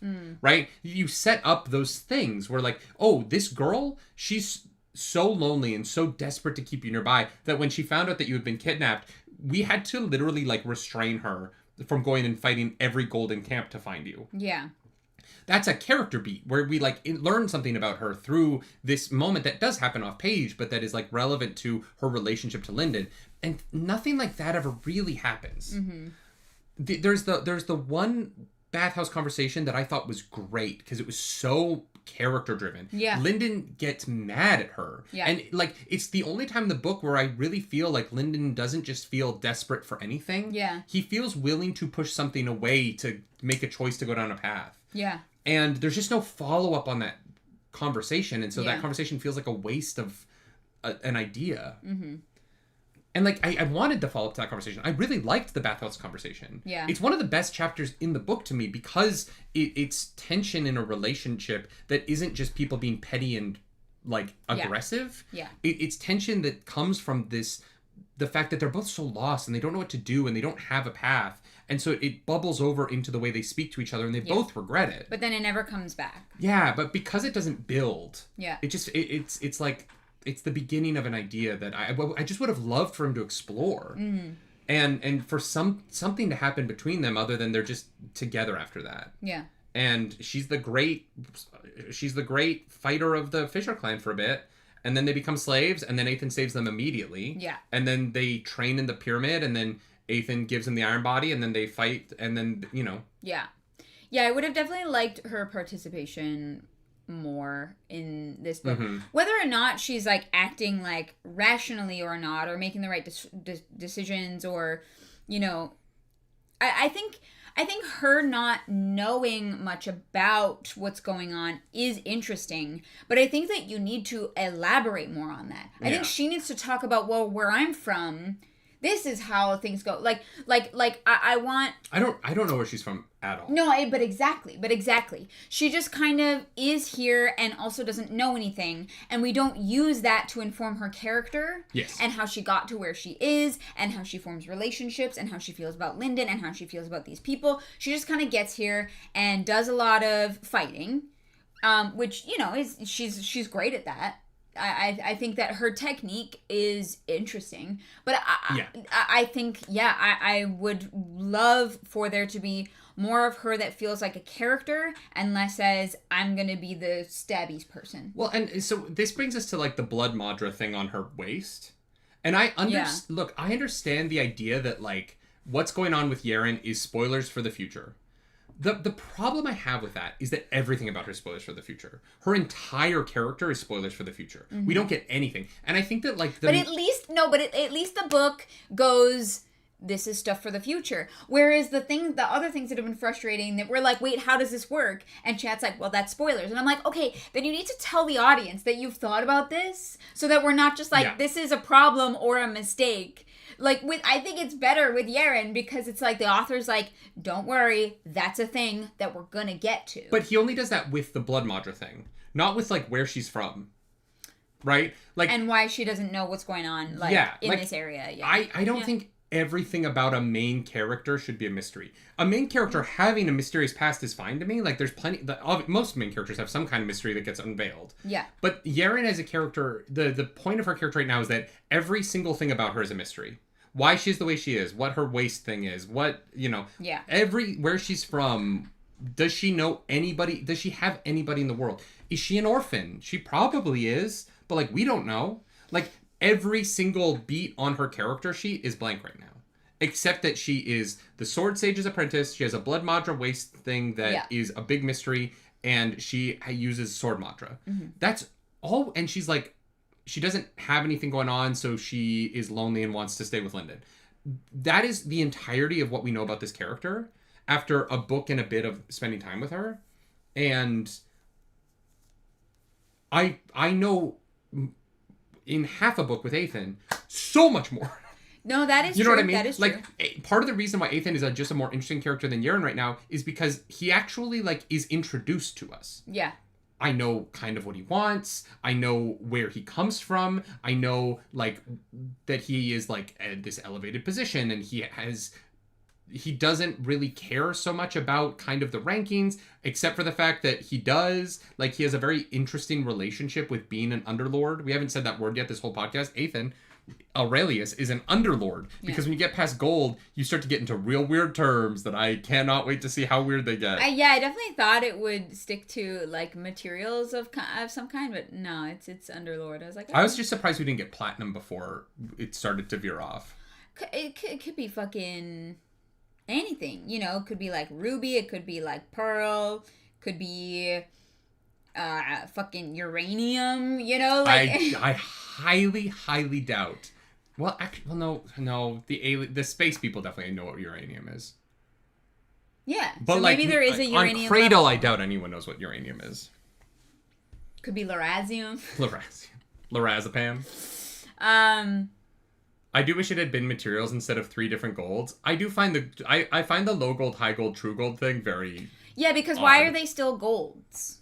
Because everyone in this world is gold. The level above underlord is edgelord. No, I think it's overlord. Oh, you're making a joke, right? Yeah. Lorem ipsum level. God, I can't wait to get to Times New Roman. Yeah, I don't know. I really like, this is like such a, again, subjective, like, petty thing, but I was like, ooh, I like different, like, materials as, like, different levels. Like, that's super fun and interesting. And then it was like Underlord, and I was like, oh, okay. We're just gonna, like, break that scheme. That's fine, I guess. Yeah. Underlord, Lord, Overlord, well done, Lord. Well done, Lord. Well done, Lord. That's very funny. Yeah. I love that. Yeah. Oh man. Like, is it, since now we're in lords, are we gonna get into fucking dukes and earls and kings and emperors and shit? Like, I don't, because Dude, I have no idea. I feel like what my question is gonna be, the nice thing about the levels being materials of some kind is that it is separate from the actual, like, whatever monarch or democracy system this world is gonna have. Yeah. Right? Or maybe I don't know, maybe they have presidents. But, you know, if you start telling me that there is an emperor, I'm like, is that a power level, or is that the elected, maybe not elected leader, but like the leader of the city or country or whatever it's going to be? You gotta get to antimatter levels of material wealth. I mean, yeah. Yeah, I'm sure we'll get there and we'll figure it out. But right now, I definitely, hearing Underlord, I was like, oh, all right. Like, fine. How did you feel about Jailong getting the spear at the end? I mean, it made the most sense. Like, I was like, who benefits most from this specific object? It's obviously him. Yeah, I thought it was another way in which this Eithan becomes a protagonist of this book. Interestingly. Because if Lyndon was still the protagonist, I think that he would have gotten the spear. But because Athan takes over being the protagonist of the book, it's Jailong gets the spear? Athan's to give away. Okay. Like, all of the decisions in that scene are made by Athan. Yeah. Right? Yeah, that's true. And his interactions with everyone is purely, like, it's all him doing everything. Yeah. And Lyndon is just sort of present for the ride. Anyway, I found it very fascinating. To me, it just feels like another setup for Lyndon is going to do something, like, unhinged and creative, even though he's so fucked for this fight. I was like, okay, yeah, he has to fight someone who's way more powerful than him and has, like, this super powerful object. But I do think that giving this spear to someone who's supposed to be the good protagonist is tough because you have to fucking murder people to use it. So... Why is that a problem in this world? Well, for Lyndon, I mean, I wouldn't keep going if Lyndon ended up just being a fucking murderer for power. You know. That's not interesting to me. That's interesting because he murders a lot. Who? Lyndon. No. Yeah, he does. He kills a lot of people. I mean, he kills 2 people in self-defense. But he doesn't go hunting them for power-ups. That's very different. Sure, but Lyndon could... If I could go around the world right now and fucking stab people and murder them and I got, I don't know, like $100,000 each time, I wouldn't want to read a book about a character that's like that. I'd be like, well, that's really fucked up. I'd be interested to read that book because I do think that would actually be very interesting. But I also read books about like, I enjoy hitmen as, like, a genre. So, Sure. like, That's God, just Mr. and Mrs. Smith, I hate that it's one of my favorite movies ever. Sure. It's, like, it's such a guilty pleasure because other people think it's bad, and I think it's so fucking good. I could watch that movie every day. I just feel like if Lyndon got that spear and started using it, I'd be out. I'd be like, okay, as the more that this guy murders, the more powerful he gets. I don't want him to be my protagonist. But the spear doesn't only soak up the madra of people. You kill them to absorb their remnant to get stronger. Sure. I'm just saying that, like, it doesn't have to be people, right? Like, the spear could also just absorb the madra of, like, these creatures or... No, the point of the spear is that it absorbs the specific... If you absorb the specific kind of remnant, that makes you more powerful. Right, but Lyndon doesn't need to absorb any specific kind of remnant because he just can absorb all of it because his... Right? Yeah, I guess, Lyndon... he could be a fucking trophy hunter. That is also not that interesting to me. Like, wow, he's just going around murdering all these innocent, cute animals. They're not innocent or cute. They're monstrosities. Some of them. They're literal monsters. Depends on the... Oh, you mean the sick animals. We have not seen any healthy animals since we left the Sacred Valley. I just assume that's because these, like, weird monster animals, like, killed them all. But we know that real animals exist as just animals. They absorb power, and then they can also, like, level up. Yeah. But Lyndon being a trophy hunter is just also kind of weird to me. I don't have any problem with him hunting animals and then just absorbing the remnant. Well, no, I would assume also for food. They have to be eating something. I know it's never brought up in this world, but they have to be eating something. I don't know, man. They simply must be consuming calories somehow. I know it is literally never fucking mentioned. Maybe they cycle their madra and that... No, they do mention eating once because they say if Lyndon doesn't eat something within a day, his body will eat itself. But what? Yeah. But what? This is the thing. I brought up this argument during... Lyndon hunting down 5-year-olds for their pure madra. Awful. Right? Awful. I mean, in this world, those children should probably just die. Wow. Oh, God. No, but I mean, like, wasn't Lyndon eating the stuff that was attacking him? Yeah, while he was in the... Yeah, I guess he just eats creatures. But if he had that spear the whole time, he could have been absorbing shit. He's already killing the creatures because they're trying to eat him. So you're saying he could put himself in a dangerous situation to get people to attack him so that he could kill him. He could kill them. Seems very Yasna.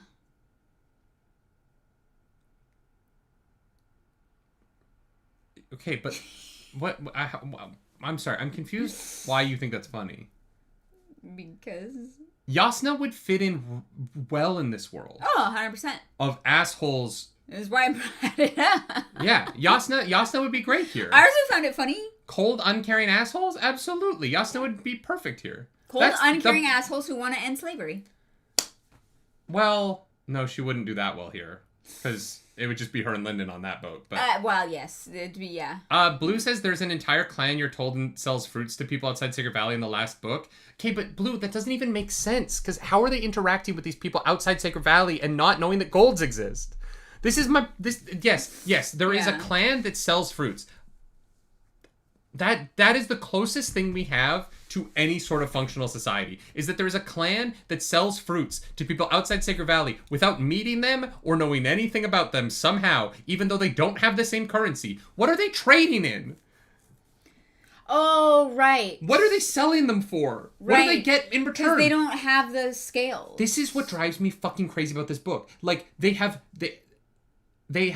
the Sacred Valley manages to trade fruits, which a clan of people, I guess, gathers. Maybe they just only eat fruit all the time. Well, especially like the rare ones that are a delicacy outside of the valley, yeah. The Oros fruit, right? So I guess some people must pick Oros fruits. That is the closest thing we get to learning about food at all. They trade them to the outside for what? For half silver? But the problem is the half silver is super valuable outside. The Oros fruit can't be that valuable. It's just a fruit. I mean, I guess it is in the eye of the beholder. So if they give really rare fruit and they give really rare half silver, to them that's a fair trade. But the people like in Sacred Valley are like, yeah, no, half silver is just money. So we don't actually... Yeah, I don't know. Wouldn't it be more valuable to trade the half silver from Sacred Valley out rather than the fruit? Probably more valuable, potentially.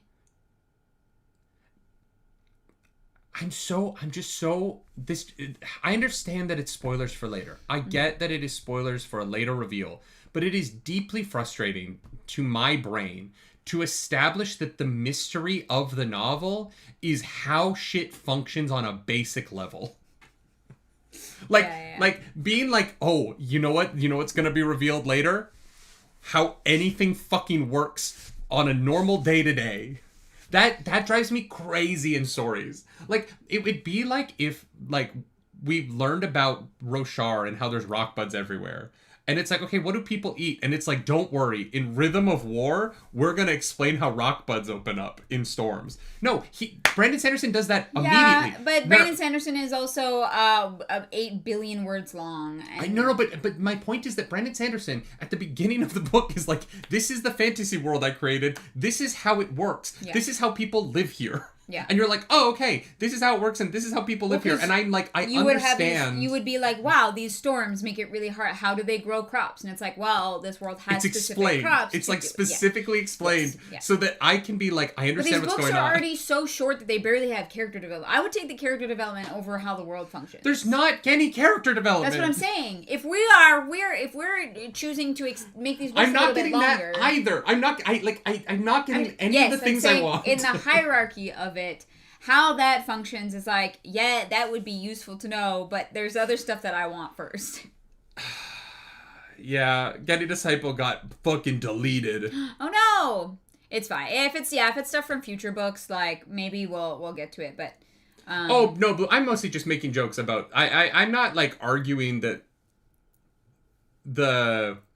I'm not arguing that I don't understand how they're sold. My problem with the societal function of this world is that in a world where everybody has to spend their day participating in the power system, I don't understand how they are like functioning.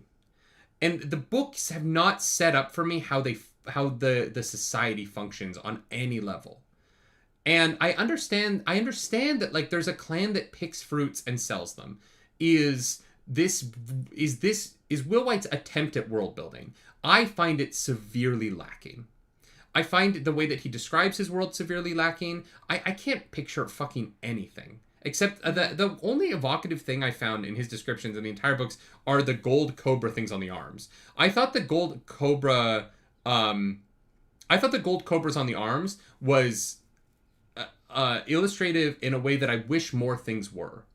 I genuinely, the gold symbol for the sand cobra, I was like, oh, like this feels like this feels like description. Like this feels like something like being given to me as by the author that I'm invested in from a like, look at this cool thing I created for this world. Mm-hmm. And what I like about fantasy is the building of the worlds. What I like is sort of the like, what does this all mean? How does this work? Where does this come from?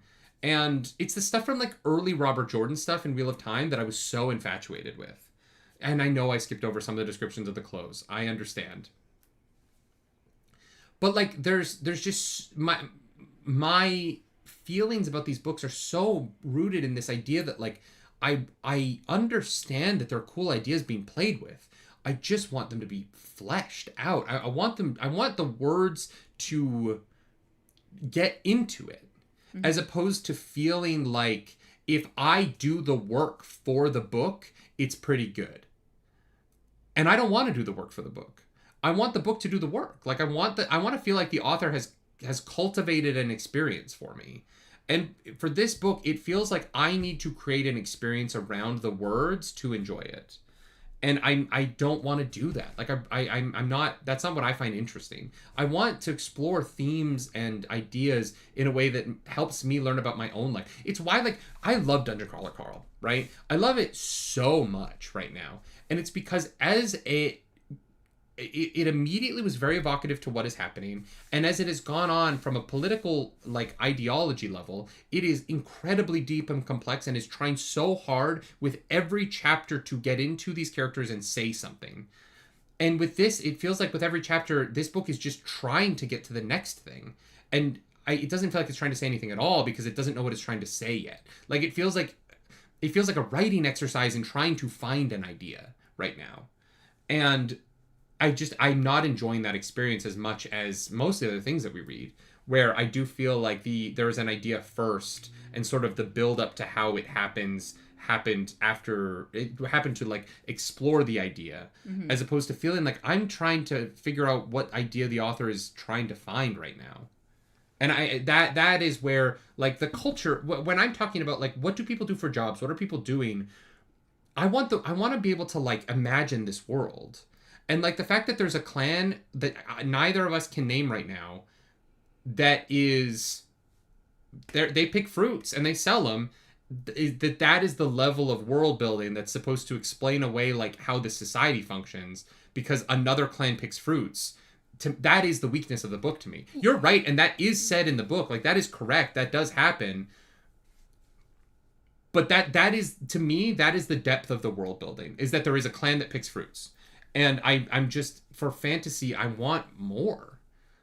You know what I mean? Like, yeah. And look, I'm not saying everyone has to be Tolkien and be able to deliver Middle-earth, right? I'm not saying that every book has to be that. He is the gold standard, but I want an attempt. What you like to do is be able to, like, if you were to wake up in this world tomorrow, you could open your eyes, look around, understand where you are, and how the world around you works. Mm-hmm. Whereas, like, if I were to plot myself into this world, it'd be like, how where do I get anything? Like, it's like, it's like if you were to walk down the road in this world versus another world, I think that it would feel more real in something else because it's been fleshed out, not even through like specific description, but just through like James Ross says Nerdy needs the full story in case he gets isekai. Yeah, kind That's so funny. I mean, like, kind of. I think that how the society, I feel like in a way I'm kind of like a midway point between like what you enjoy and what Blue enjoys, right? Blue has said, like for them, like that's not really a part of the plot in the story, so it's not what's interesting to them, it's not what matters. Yeah. Where you're like, no, I want to feel like this world is real and that I can understand it on a fundamental level. And I'm like, I feel like I'm kind of the midway point where I would like more elaboration on how things work, because I don't like that things that feel like I should know them are spoilers. Like that just kind of rubs me the wrong way. But I also don't need a full description of how the economy or agriculture of this place functions. I thought you brought up Stormlight, which I think is an amazing example because of how Roshar works, how the storms happen, and how the rock buds work, and how they build things differently to accommodate for the storms. Like all those were such amazing flavor things that really made Stormlight feel so tangible to me. And this book is definitely missing that. But it's also not my first priority to get. Like, that's why I'm saying, like, but I would actually rather us spend more time with the characters first before we even get to that, because this is what's more important to me. But here's my pushback on that, right? You could argue, right? Oh, I don't need to know how society functions. I don't need to know about the economy. Mm-hmm. But then what is the conflict? Where does conflict come from? Well, this book in particular, it's how much pain you can go through to be the most powerful. That's not a conflict in this book. It is one chapter and we get past it. No, I just mean that's not the conflict. This genre. Conflict, well, no, the conflict in this book is that the characters are assholes for no reason, just because they want more power. That's it. There are no conflicts in this book outside of that. The conflict between Legolas and Gimli in Lord of the Rings, right, is that there is a societal distrust between elves and dwarves that goes back many generations, that we watch them bridge and grow through and grow together to get to the other side of a beautiful relationship that we then remember. Mm-hmm. The reason why that societal understanding is important is because that is where we find interesting conflicts that we can develop relationships that are in conflict to that, or that live along those lines. Like, once you understand the society of the world of the book, you can do things in the book to kind of advance the characters, either in parallel or in perpendicular to their societal understanding. Or Yarin and Lyndon are stuck in the woods for a certain amount of time. It's like, how do they survive? Like, where do they get resources from? What do they... By starting off with the plot is we get stronger. For the purpose of getting stronger, there isn't a lot of emotional connections to go outside of that, right? There isn't a pathway for these characters to butt up against things other than each other's power, because there isn't anything that has been established for them to care about. There isn't really money, right? Like, no, there's definitely money. Not really. Yeah, they have scales which they use for money, which are literally pure Madra, and only certain people can make them, which is why. Sure.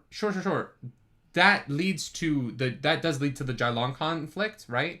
There isn't money in the sense that we never see it spent on anything, and so for Linden and Yarin, the amount of money they have isn't actually a conflict here. They are given food and drink for free, and then they go to Geisha. Like, we never see them interact with the money system. So we only see it happen once, which, to your point, I do think that this is something that should have been elaborated on in the story, because they have that one guy where they go to where they're like, we want to stay here. And then they have the half silver, and he tries to haggle them because he realizes, oh, this is so valuable. And then Yaren's like, we need to not flash this around because we're going to get fucking attacked and robbed by these people because this is so valuable. But then in addition to that, that was kind of the setup for this. Very interesting. Very cool. Wanted more of that, because then, like you said, how do they get food? How do they, like, get clothes? How do they have a place to stay, right? I'm bored says disagree, as conflicts can be interesting if they're purely between characters. Oh, 100%, but they have to be rooted in something. Like Linden and Yarin should have a conflict in this book, because the bathhouse conversation that fight should lead to conflict. It just doesn't.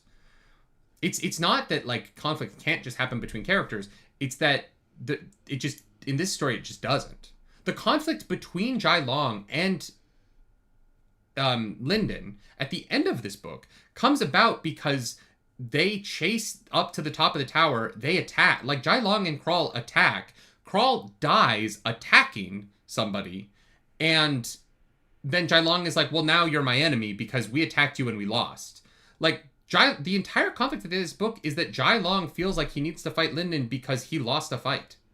That's it. I know. I thought he needs to fight Linden because Linden killed his best friend. Yeah, because his best friend started a fight and lost it. Okay, but that isn't the same thing. Yes, it is. Crawl started the fight. Crawl lost the fight. Yeah, but he's not... And then Jailong is like, how dare you? And it's like... Yeah. Because you started the fight. Yeah, those are just different things. But he wants to fight Linden because Linden killed his best friend. Oh, and I do understand that. Yeah. I totally get that that's what happens. But, like... him and Crawl, their friendship should have... I would have written it differently. Kind of weird. Kind of. If I was Jailong, I would have been like, great, I'm even more in control now. No, because the problem is the clan fucking hates him. I know, but like, it's not even Jai's clan. Like, Crawl brought dishonor to his own clan, not Jailong. It doesn't matter. It was good, and so I shouldn't complain about it. But like, the only conflict in this book happens at the end, in the final, like, it's like the final 4 pages of the penultimate chapter of this book is the first time there is conflict on this. Mm-hmm. Yeah. Yeah, it is a very weird relationship. It's a weird relationship. I would have liked more time on it. Like, I would have liked more time on it. I would have liked... Honestly, I would have liked for Linden to have met Crawl. I would have liked for that fight to have meant more. They did meet when they get caught and turned into slaves. But, like, I almost wish God, this is going to sound crazy coming from me. Like, genuinely, this is going to sound crazy coming from me. And I know it does. I wish we had spent more time with Linden as a slave of them, so that we saw a relationship, not like a relationship form, but like, I wish that we had seen some context in how Linden feels about Crawl and how Crawl feels about Linden. Well, I don't think that would have anything to do with how Crawl feels about Linden, but it would inform, like, Linden's idea of this clan. I don't know. I think that it could inform how Crawl feels about Linden. If the Sand Vipers had figured out that Linden can make scales, and before Athan kind of saves them from the Sand Vipers, And so when Crawl and Lyndon are fighting at the top of the tower, they know a little bit more about each other. And like Crawl is like trying not to kill Lyndon because he thinks Lyndon is this like infinite money glitch.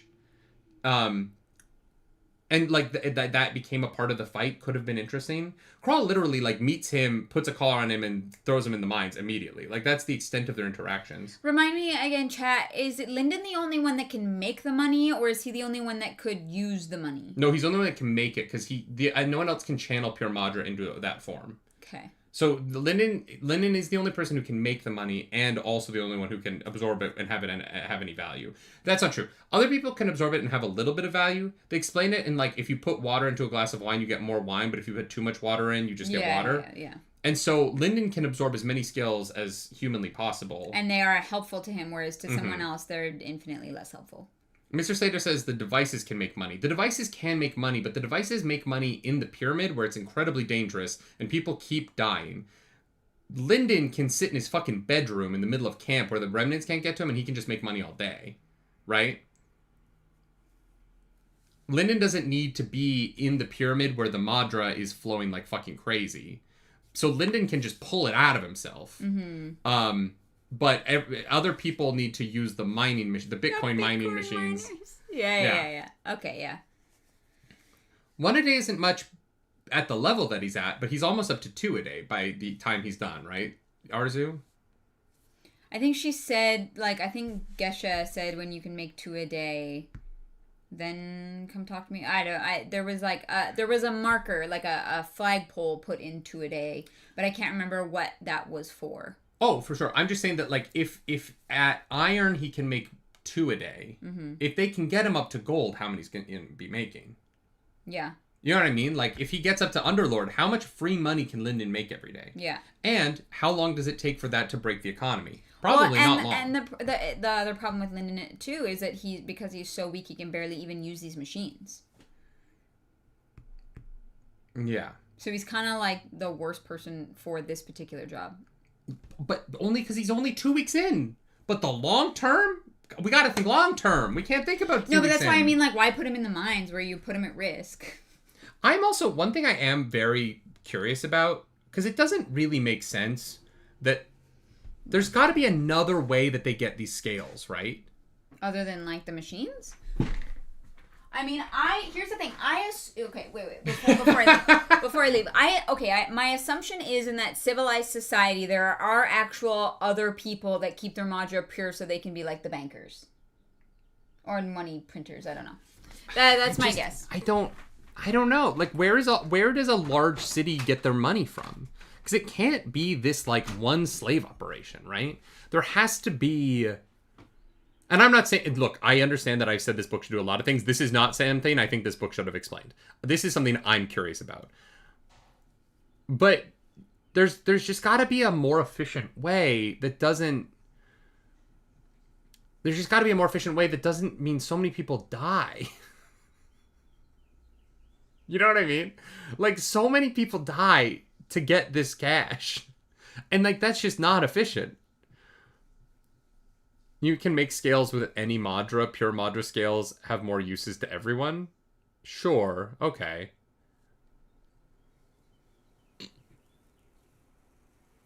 There's 10 books left if you're curious. I mean, look, I'm probably going to read book 3. I don't think we'll do audiobook reactions for book 3. I'm not going to lie. I did not feel like it was the best audiobook reaction experience. And maybe people did. But, like, if I have the same feelings about book 3 and people pay for audiobook reactions again, I don't know that I'm going to feel great. Oh, but you absolutely must? I feel bad. Like, there's a point... I rewatched... because I had to fix at chapter 16. Because if you guys noticed the, like, weird cuts in chapter 16, it's because of the tornado warnings that we got that stopped the audiobook. There's two chapters people really want reactions to. Fuck. I felt in chapter 16 like an ass. I was like trying to be funny because I was bored, and so I just got snarky, and then I was like, what am I doing? I was like, oh, I'm a bad person. I like actually felt like a bad person in the chapter 15, 16 audiobook reactions. Clarissa and I went and took a break. We came back and did 18. And like literally like I like went and had a talk with myself. Blue. Blue, you fucking shark. You fucking shark. If you feel bad about the reactions I paid for, you could make it up with extra free reactions in book 3. Arizu already gets a free reaction per book. I don't know that she uses it very often, though.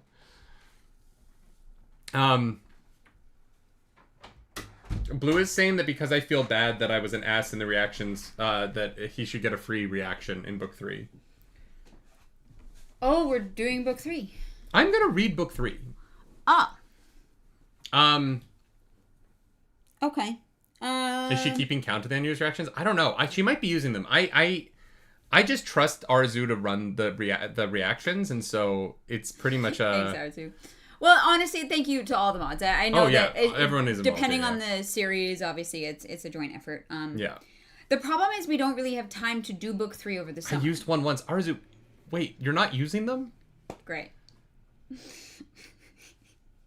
Nerdy really wants to find out what book 3 leaves out of basic world building. Wow. Yeah, no, the problem with doing book 3 is genuinely that, like, this summer is already really insane. Oh, yeah, we wouldn't get to it till the fall. Yeah. I'll take them. You guys are awful. I don't know, man. I don't know. I'm curious to keep going, but book 3 would be the last one for me. Last one? Yeah. What do you mean last? If book 3 isn't like a really good book, then is where I pull out. Stop. Yeah. Which I think is absolutely fair. But is book 3 the same Arzu length? forgets that she has them. James Ross says, "Can I use them to force more Bebop reactions from Claris?" Guys, I'm sorry, I can't react by myself. I'm terrible at it. I'll watch it with you. Like, I love Cowboy Bebop. yeah, but I mean, then you're not reacting. But yeah, I mean, we're about to watch the Goofy movie, and you've seen it, but I haven't. I have not seen it. I saw Spirit. I wanted Spirit to win. Oh no, I've seen the Goofy movie. My brain is so fried. That's so funny. Yeah, the problem with book 3 is I was thinking about Spirit. Yeah. We would be getting to it like maybe October. Yeah. Well, if we have to react to it, but if it's something I just listen to. But people seem to want the reactions for it. Yeah. So I'm not gonna lie, longer sounds better in this book series. This is one of the few series I've ever read in my life. I'm like, these books could definitely be longer. Yeah, we could use some more. Yeah. That's fair. 3 hours is not that much though. Book 3 is 11 hours? Oh, that's not bad. That's fine. Yeah, we can maybe come back to it in the fall. If we're feeling it. Yeah. It's tough because there's so many things that we want to be reading. Obviously, Dungeon Crawler Carl. I really want to move on with Kushila's Dart. I need to reread the first one. I know, me too. I'll probably do that this summer. I'll probably reread Kushila's in our weeks off, yeah. We've got The Expanse and... There's another thing. And like other projects, yeah. Brandon Sanderson stuff, right? So... Yeah, I'm working on... I'm going to find the energy to be interested in going back to a Brandon Sanderson book. I'm going to find that in me somewhere. I'm just being honest. I'm not trying to be an asshole. I'm genuinely just being honest. Like, no, Wind and Truth was tough. When I think about going back to reading a Brandon Sanderson book, right now I'm just a little bit like... Especially when there's like exciting things coming out that I'm excited. I really want to do Dungeon Crawler Carl. Like even this week reading this, I think that part of the reason why I got frustrated reading this is that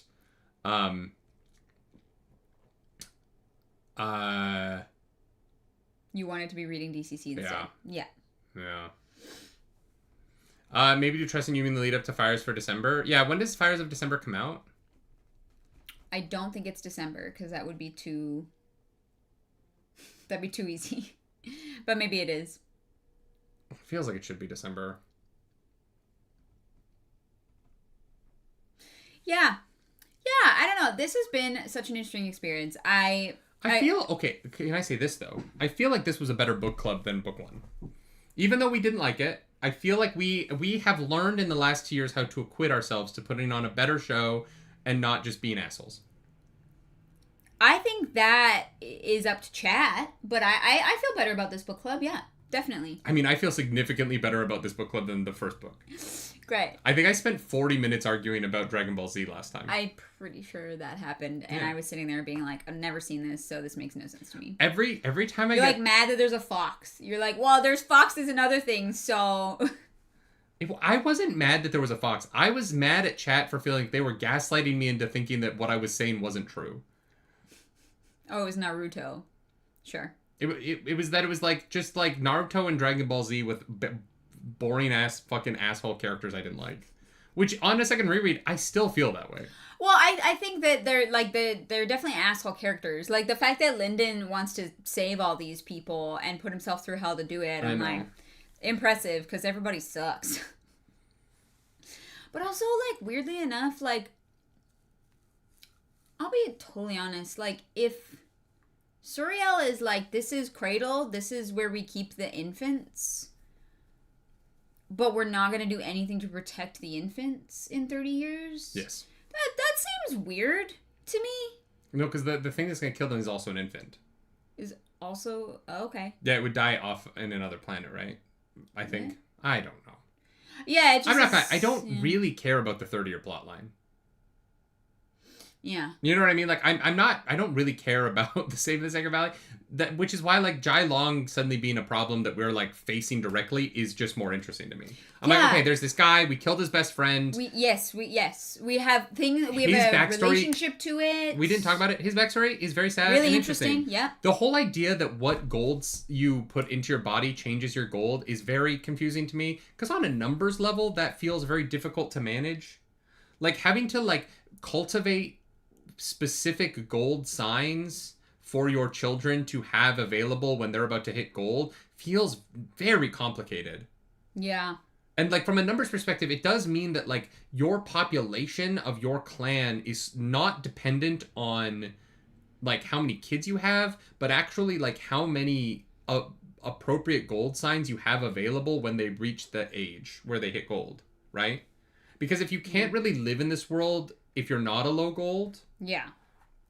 Then your clan's population is going to be dependent on how many cobras you can feed enough Madra into so that there's a gold remnant when your child gets to gold.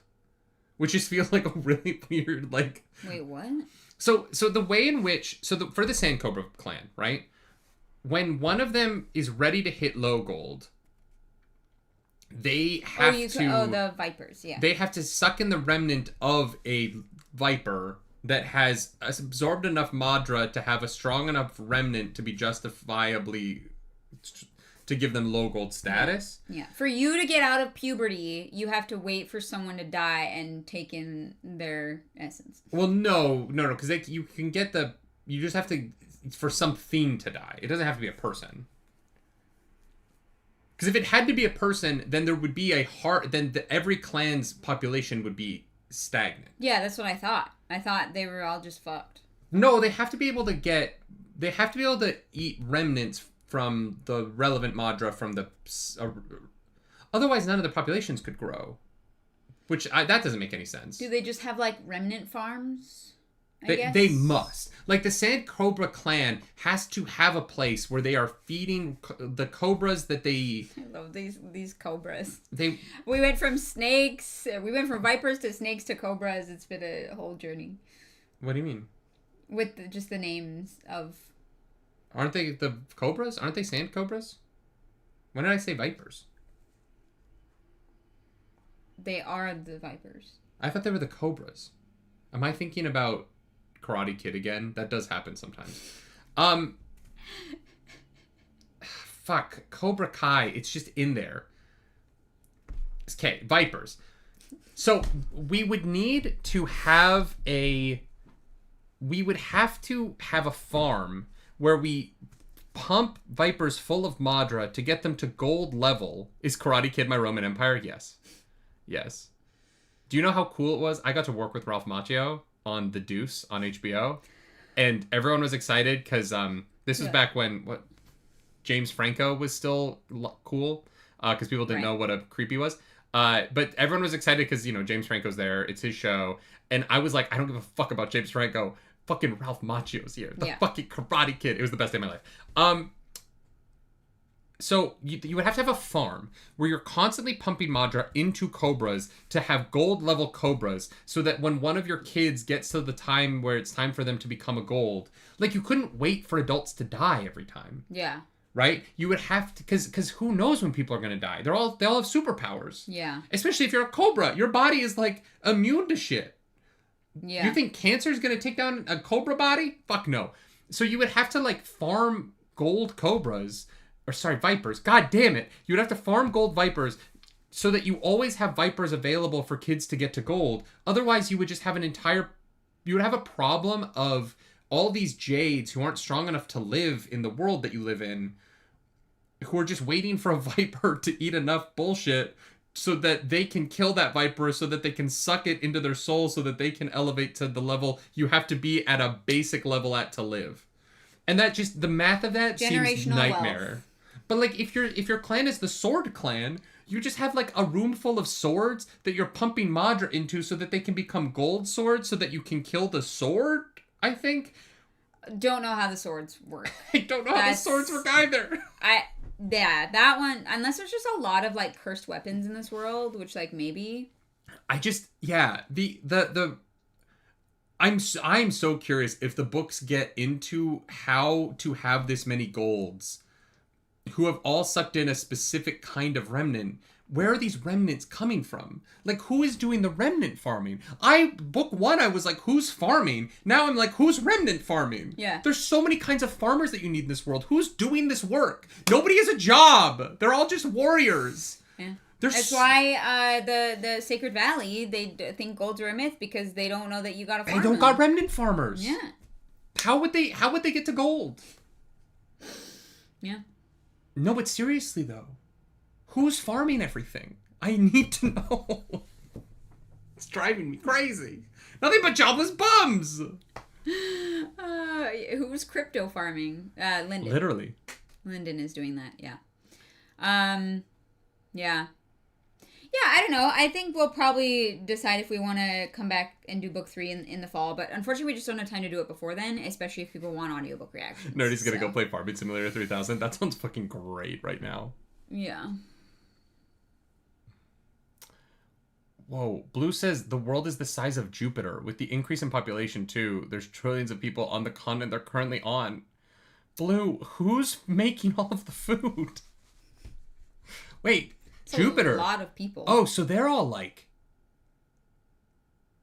beyond strong then. That's interesting. Although they're all strong in relationship to each other, so they would all have the same. They would be, but that's very fascinating. Oh, because the planet size. So it is probably in that case. It stands out even more that Lyndon is considered tall, right? Because so maybe tall for them is like 5'2". Maybe that's Lyndon's superpower, actually, because if he's on Cradle, which is like Jupiter size, and he's super strong, then he gets magically super strong. Then he goes to planets that are smaller. He comes to he's Earth. Like yeah. super duperty strong. He's like 5'2", but can lift 9,000 pounds. Yeah. Erda gave it says, Nerdy, the books don't have an economy. You think they take gravity into account? Maybe. That feels very sci-fi. Oh my god. Yeah, I will read book 3. I will read book 3. That's where I'm at. I don't know when, but I will read book 3. Next book up is going to be DCC book 5. Yeah. Which I am, like, absolutely jizzing for. I am planning on doing a full reread of books 1 through 4. When? Over the next few weeks. While you're editing the show? I'm not going to read books 1 through 4. There we go. I have to edit. Oh, fuck. I was hoping, like, on the plane, but I'm like, we're doing a red eye, so that doesn't really work. No, you're going to want to sleep. Definitely. Students of Strixhaven comes in June. It's, we did season 1. I think it's good, but I'm the DM, so I can't tell you guys, that. It was really good. We had so much fun playing it. I'm so excited for you guys to experience this. I think it's probably one of the coolest, more creative things that we've ever done. So certainly lately. Hope you guys like it. Yeah, that's coming in mid-June.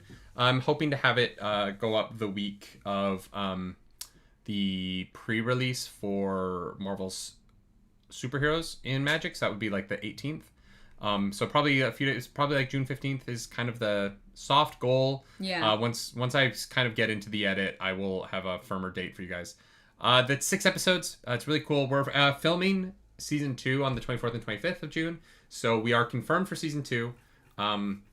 And I cannot wait for that as well. Very excited to be doing more creative stuff. I know I owe you guys a book. And so I want to talk about that briefly here. Oh. Because it's been a year and a half, and I have not... I said I was going to have it up by Valentine's Day. That did not happen. I have... I am committing now. It will be out in full by the end of the year. It has to be. I want it out before Heroes of Borders 3 is my goal. Great. Arzu says they'll edit it for me. I don't know that it's going to be worth editing. Excited. But... No, Arzu is so excited. You have to. I have been struggling with it because I feel like I'm very critical of books and other authors online. Mm-hmm. And I've had a lot of anxiety about trying to put this out. And... because it's going to be a shitty smut novel. Terrible. Yeah. It's going to be... And it's going to be so fun. I need to accept that it's going to be bad and that the people who dislike me are going to be like, I cannot believe you complained about Cradle and then you wrote this garbage. Those people are going to be right. Right? Like, those people are going to be correct. And I just need to accept that and put this thing out into the world. And stop letting it kind of be an anxiety that is driving me to not finish it. And so I do want to acknowledge it's been a year and a half and I'm sorry that it is not done. I am... have I included who makes the food? Yes, I have. Yes.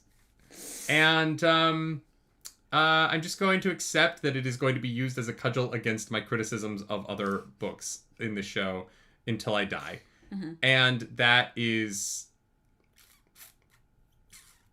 Yeah, that's how the world is going to work. That guy who complained about you complaining all through Percy Jackson is going to give you a 1 star on Goodreads. Absolutely. Yeah. I did not complain all through Percy Jackson. Those first 3 books are great. I just don't like I don't like book 4 and 5 very much. They're not terrible. They're just fine. The first 2 books are very good though. I like the first 2 books of Percy Jackson quite a bit.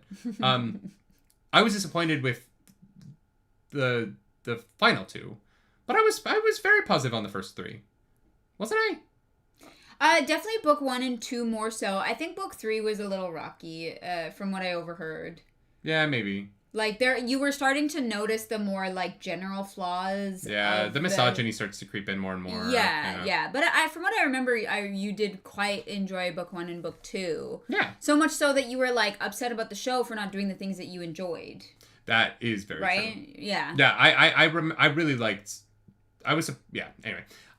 If there's a single spelling or grammatical mistake, it's over for nerdy. I am dyslexic, no, so it's not. Someone else is going to have to be responsible for that. Arzu's responsible. So if Arzu misses it, it's over for Arzu. You know? But anyway, I just wanted to acknowledge that. I know it's been a long time coming. And honestly, the reason it's not out yet is anxiety, and I'm trying to get over that. And I don't want to turn to Patrick Rothfuss, so I will have it out in the next few months. Because I made jokes about him. I can't just like be him and make jokes about him. So that's fair. Yeah, I gotta get it done, and I'm going to.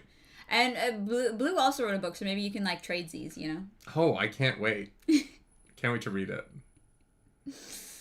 If I don't have a complete understanding of how your world's global economy works, I'll be furious. Well, luckily I've never asked to understand the global economy. I've literally asked to understand how a small valley feeds itself. But also, you're writing about characters that like are related to characters that exist in a property already. So kind of, yeah. Their last name is Vecna, but it's WECNA.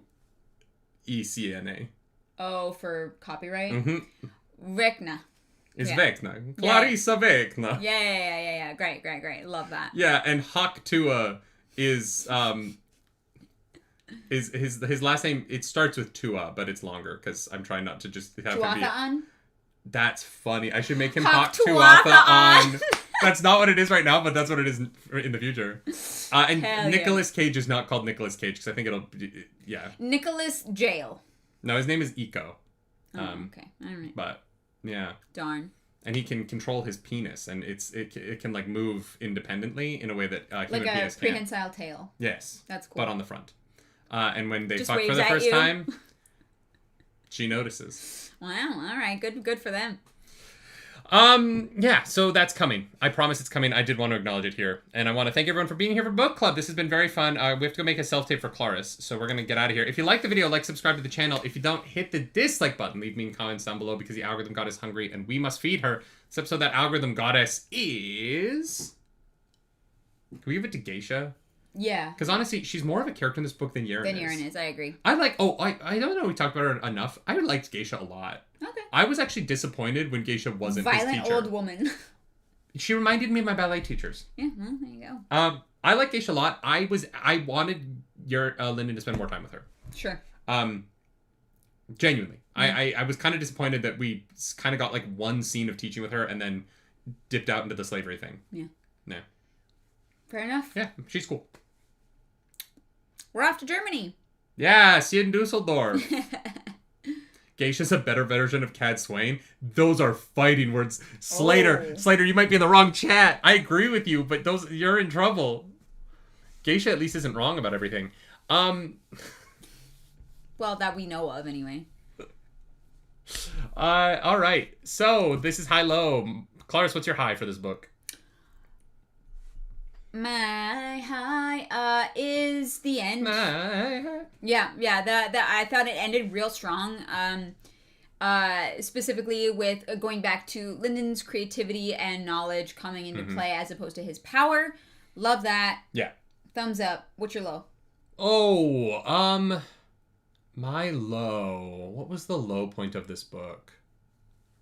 That's tough. There's many. My low is that Lyndon's entire thing, it was 2 weeks off page. I genuinely would have loved to at least seen the scene where he breaks his legs. Like, that's such a huge moment. Like, that's not easy to do. It felt like it could have been such an evocative thing. And for it to just... My low is that the things that I wanted to see in this book were off page, and the things I didn't care about were on page. And that felt weird. Mm-hmm. What's your low? Yeah. I think that my low... It's tough because I think I definitely agree with you on that being one of the more frustrating points of this. Yeah. But I think that, weirdly, like, I think that my low is just kind of, I don't know if this genre is for me. Yeah. And so if we end up doing book 3, like, I will do it because I will be curious to see how we move forward from here. But I find that the way that honor works and the world works and relationships work, the fact that people can't have real relationships with one another, I find very frustrating. And I find that, like, as long as you just endure the worst imaginable pain in the universe, you get more powerful, because then the next step is well, now there's a worse pain and that gets you even more powerful, and then there's a worse pain and that gets you even more powerful. Like, I'm really, right now, not interested in those kind of tropes of this storytelling. Whether or not that's what this series does, that is a whole other separate thing. But my taste of this genre so far has kind of just been that. And it doesn't really vibe with me. Yeah, because it's power for what, right? Because there's no culture, there's no like joy. Why accumulate power? Mm-hmm. And yeah, they're just powerful to be powerful, but without any end. The end goal for Lyndon kind of makes sense, but for everyone else, it's just to be powerful, which is boring. Like, being powerful because you want to have access to the great joys of life is interesting, but it doesn't seem like this world has any great joys of life. So like. What are we doing? Well, there is that, which you did bring up, but it also gets into the, like, you know, we know people that just have tons of money and they're trying to make more money, and I'm like, at what point is it enough? I feel kind of the similar way with this, like, but because this world is like, well, I'm better than you because I have a little bit more power than you, like, that whole structure I find very grating. Yeah. What's your high? Athan giving the gifts out at the end. Athan being like, I've got what I need. You guys all choose something. I'm not here to kill you. I'm a decent person. It was nice. I appreciated it. I was like, oh, look. He's not unreasonable. We finally have one, chat. There's a reasonable person in this world. I like Athan a lot. Possible. Athan was definitely the high, and I'm curious how this series makes Lyndon the protagonist again. He really lost that rank in this book, and I'm curious how the next book kind of gives him the rope back. Yeah. Because Athan is a very interesting character. You know, a little bit long term is a little bit too Deadpool-y, And, like, you need to find a way to not have him be sort of a fourth wall breaky kind of like, this is what happens next, and so we're just going to avoid it. Like, that is a tough thing that I think with this character, but yeah. Right now I like him, and I hope he's not in too much. Like, I hope that Lyndon does kind of take that back over. Yeah. Cool. Follow me. I'm at Nerdy Nightly. I'm at Claris Polaris. Do something nerdy tonight. Smut Corner. How often do you think Geisha has her spiders just absolutely rail the shit out of her? Right? Like, there are people who have a fuck spider? machine. She has an entire fucking warehouse of fuck machines. No, because spiders don't have, like, hip joints in the way... They're not real. They are robots. Okay, so what are they using, like, arms? If you are building your drudge, you are making that thing capable of giving you orgasms. But it doesn't have, like, a spine to, like, for, like, flexion, for, like, thrusting. Neither do fuck machines, but they still work. You're telling me that drudge doesn't have a little... Come on. Geisha is having her needs met. That is an old woman. She is not giving up on the orgasm. She's enjoying the fuck out of life. Yeah, and if she's turned on by spiders, I guess. Like, I think that's They're where not this... real spiders. Yeah, though. but if you... When you are usually having sex with someone, it is usually someone you are attracted to. And the better, like... These aren't people. Yeah, these I are know. machines that are built for orgasm delivery. She can orgasm even if she doesn't like spiders. Like, I think she would have to have she clearly likes spiders. She's surrounded by... She chose to surround herself with spiders. Yes, but liking spiders and being turned on by spiders is I'm very not saying different. she has to be turned on by them. I'm just saying that So they need to she mechanically... can orgasm without being turned on. I don't think that people are turned on by their vibrator. I think the vibrator is a tool, and they think about something else. I don't think she's jerking off to the idea of spiders. So she's, like, closing her eyes and... imagining it's not a spider. Do you look at your vibrator and go, oh yeah, now I'm in? No. No, but I wouldn't have a giant, like, spider looming over me either. People fuck machines all the time. Sure, Very popular. Yeah. I'm just saying that she would build her drudge to take care of her needs. It's a weakness that is not being exploited. Weakness? Yeah, like being, like, horny. You can, like, seduce someone, but she's unseducible because she is getting that clit rubbed. You know what I mean? People, what? If you are, like, horny, you can be seduced away from a stronger position with but a you're honey pot. And I'm saying she Geisha doesn't get horny. I'm saying Geisha does get horny, but she takes care of that shit because she has fuck machine spiders. So people are more likely to be manipulated if they are not orgasming regularly. Yes, that is a fact of life. That is a deep fact of life. Why do you think all the women that are sent to stop James Bond are the hottest human beings possible? Because if you can get him off his fucking game and make him think with his dick, you can beat him. It's the only way to beat James Bond. Geisha's the same. The only way you're beating Geisha is by turning her on. And so she's like, no, I'm going to nip that in the bud. I'm just going to have this spider thing until, I have a little bit of a squirt and I go to bed. Yeah, I mean, I guess if you built an entire piece of machinery on top of the spider to be for that movement, that would work. I love so much how I'm trying to make jokes and you're trying to justify the mechanics of how a mechanical dong would work on a robot. When we have them, they exist. Oh, not on spiders. It could be an attachment, it's like an upgrade. You put it on and you can take it off, I guess. Why would you? But it's not like have a it be internal, so it just pops out, like a Swiss Army dick.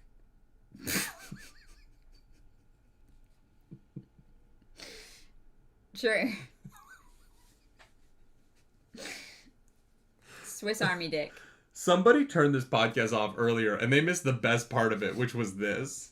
This is what our show should be. We should stop doing book club and just show up and talk through all the funny sexual situations that could happen in books. That should be book club from now on. I mean, we get demonetized so fast. But I do think that would be interesting, People are like, if you want to hear the thoughts on the books, you actually do have to commission the chapters. Because that's the only time they talk about the books. The podcast just became them talking about what they could put dicks on. Clarence was very confused by spider dicks, but Nerdy seemed very into it. I want that review. I want that review of the show. Like and subscribe. Yeah, give us 5 stars on Spotify and Apple Podcasts and shit. I don't know. Y'all, thank you for a fun show. This is great. We will see you all in 3 weeks for Dungeon Crawler Carl. Yeah. So long.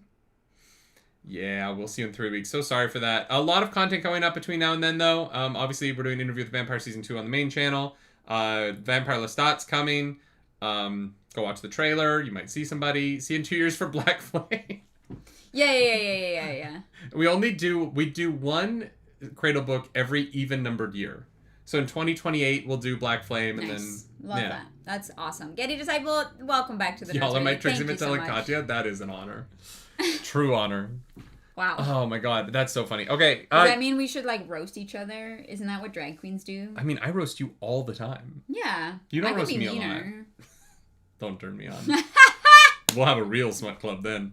Y'all, thank you, mods. Thank you, everybody. We will see you all in a few weeks. I might go live at some point.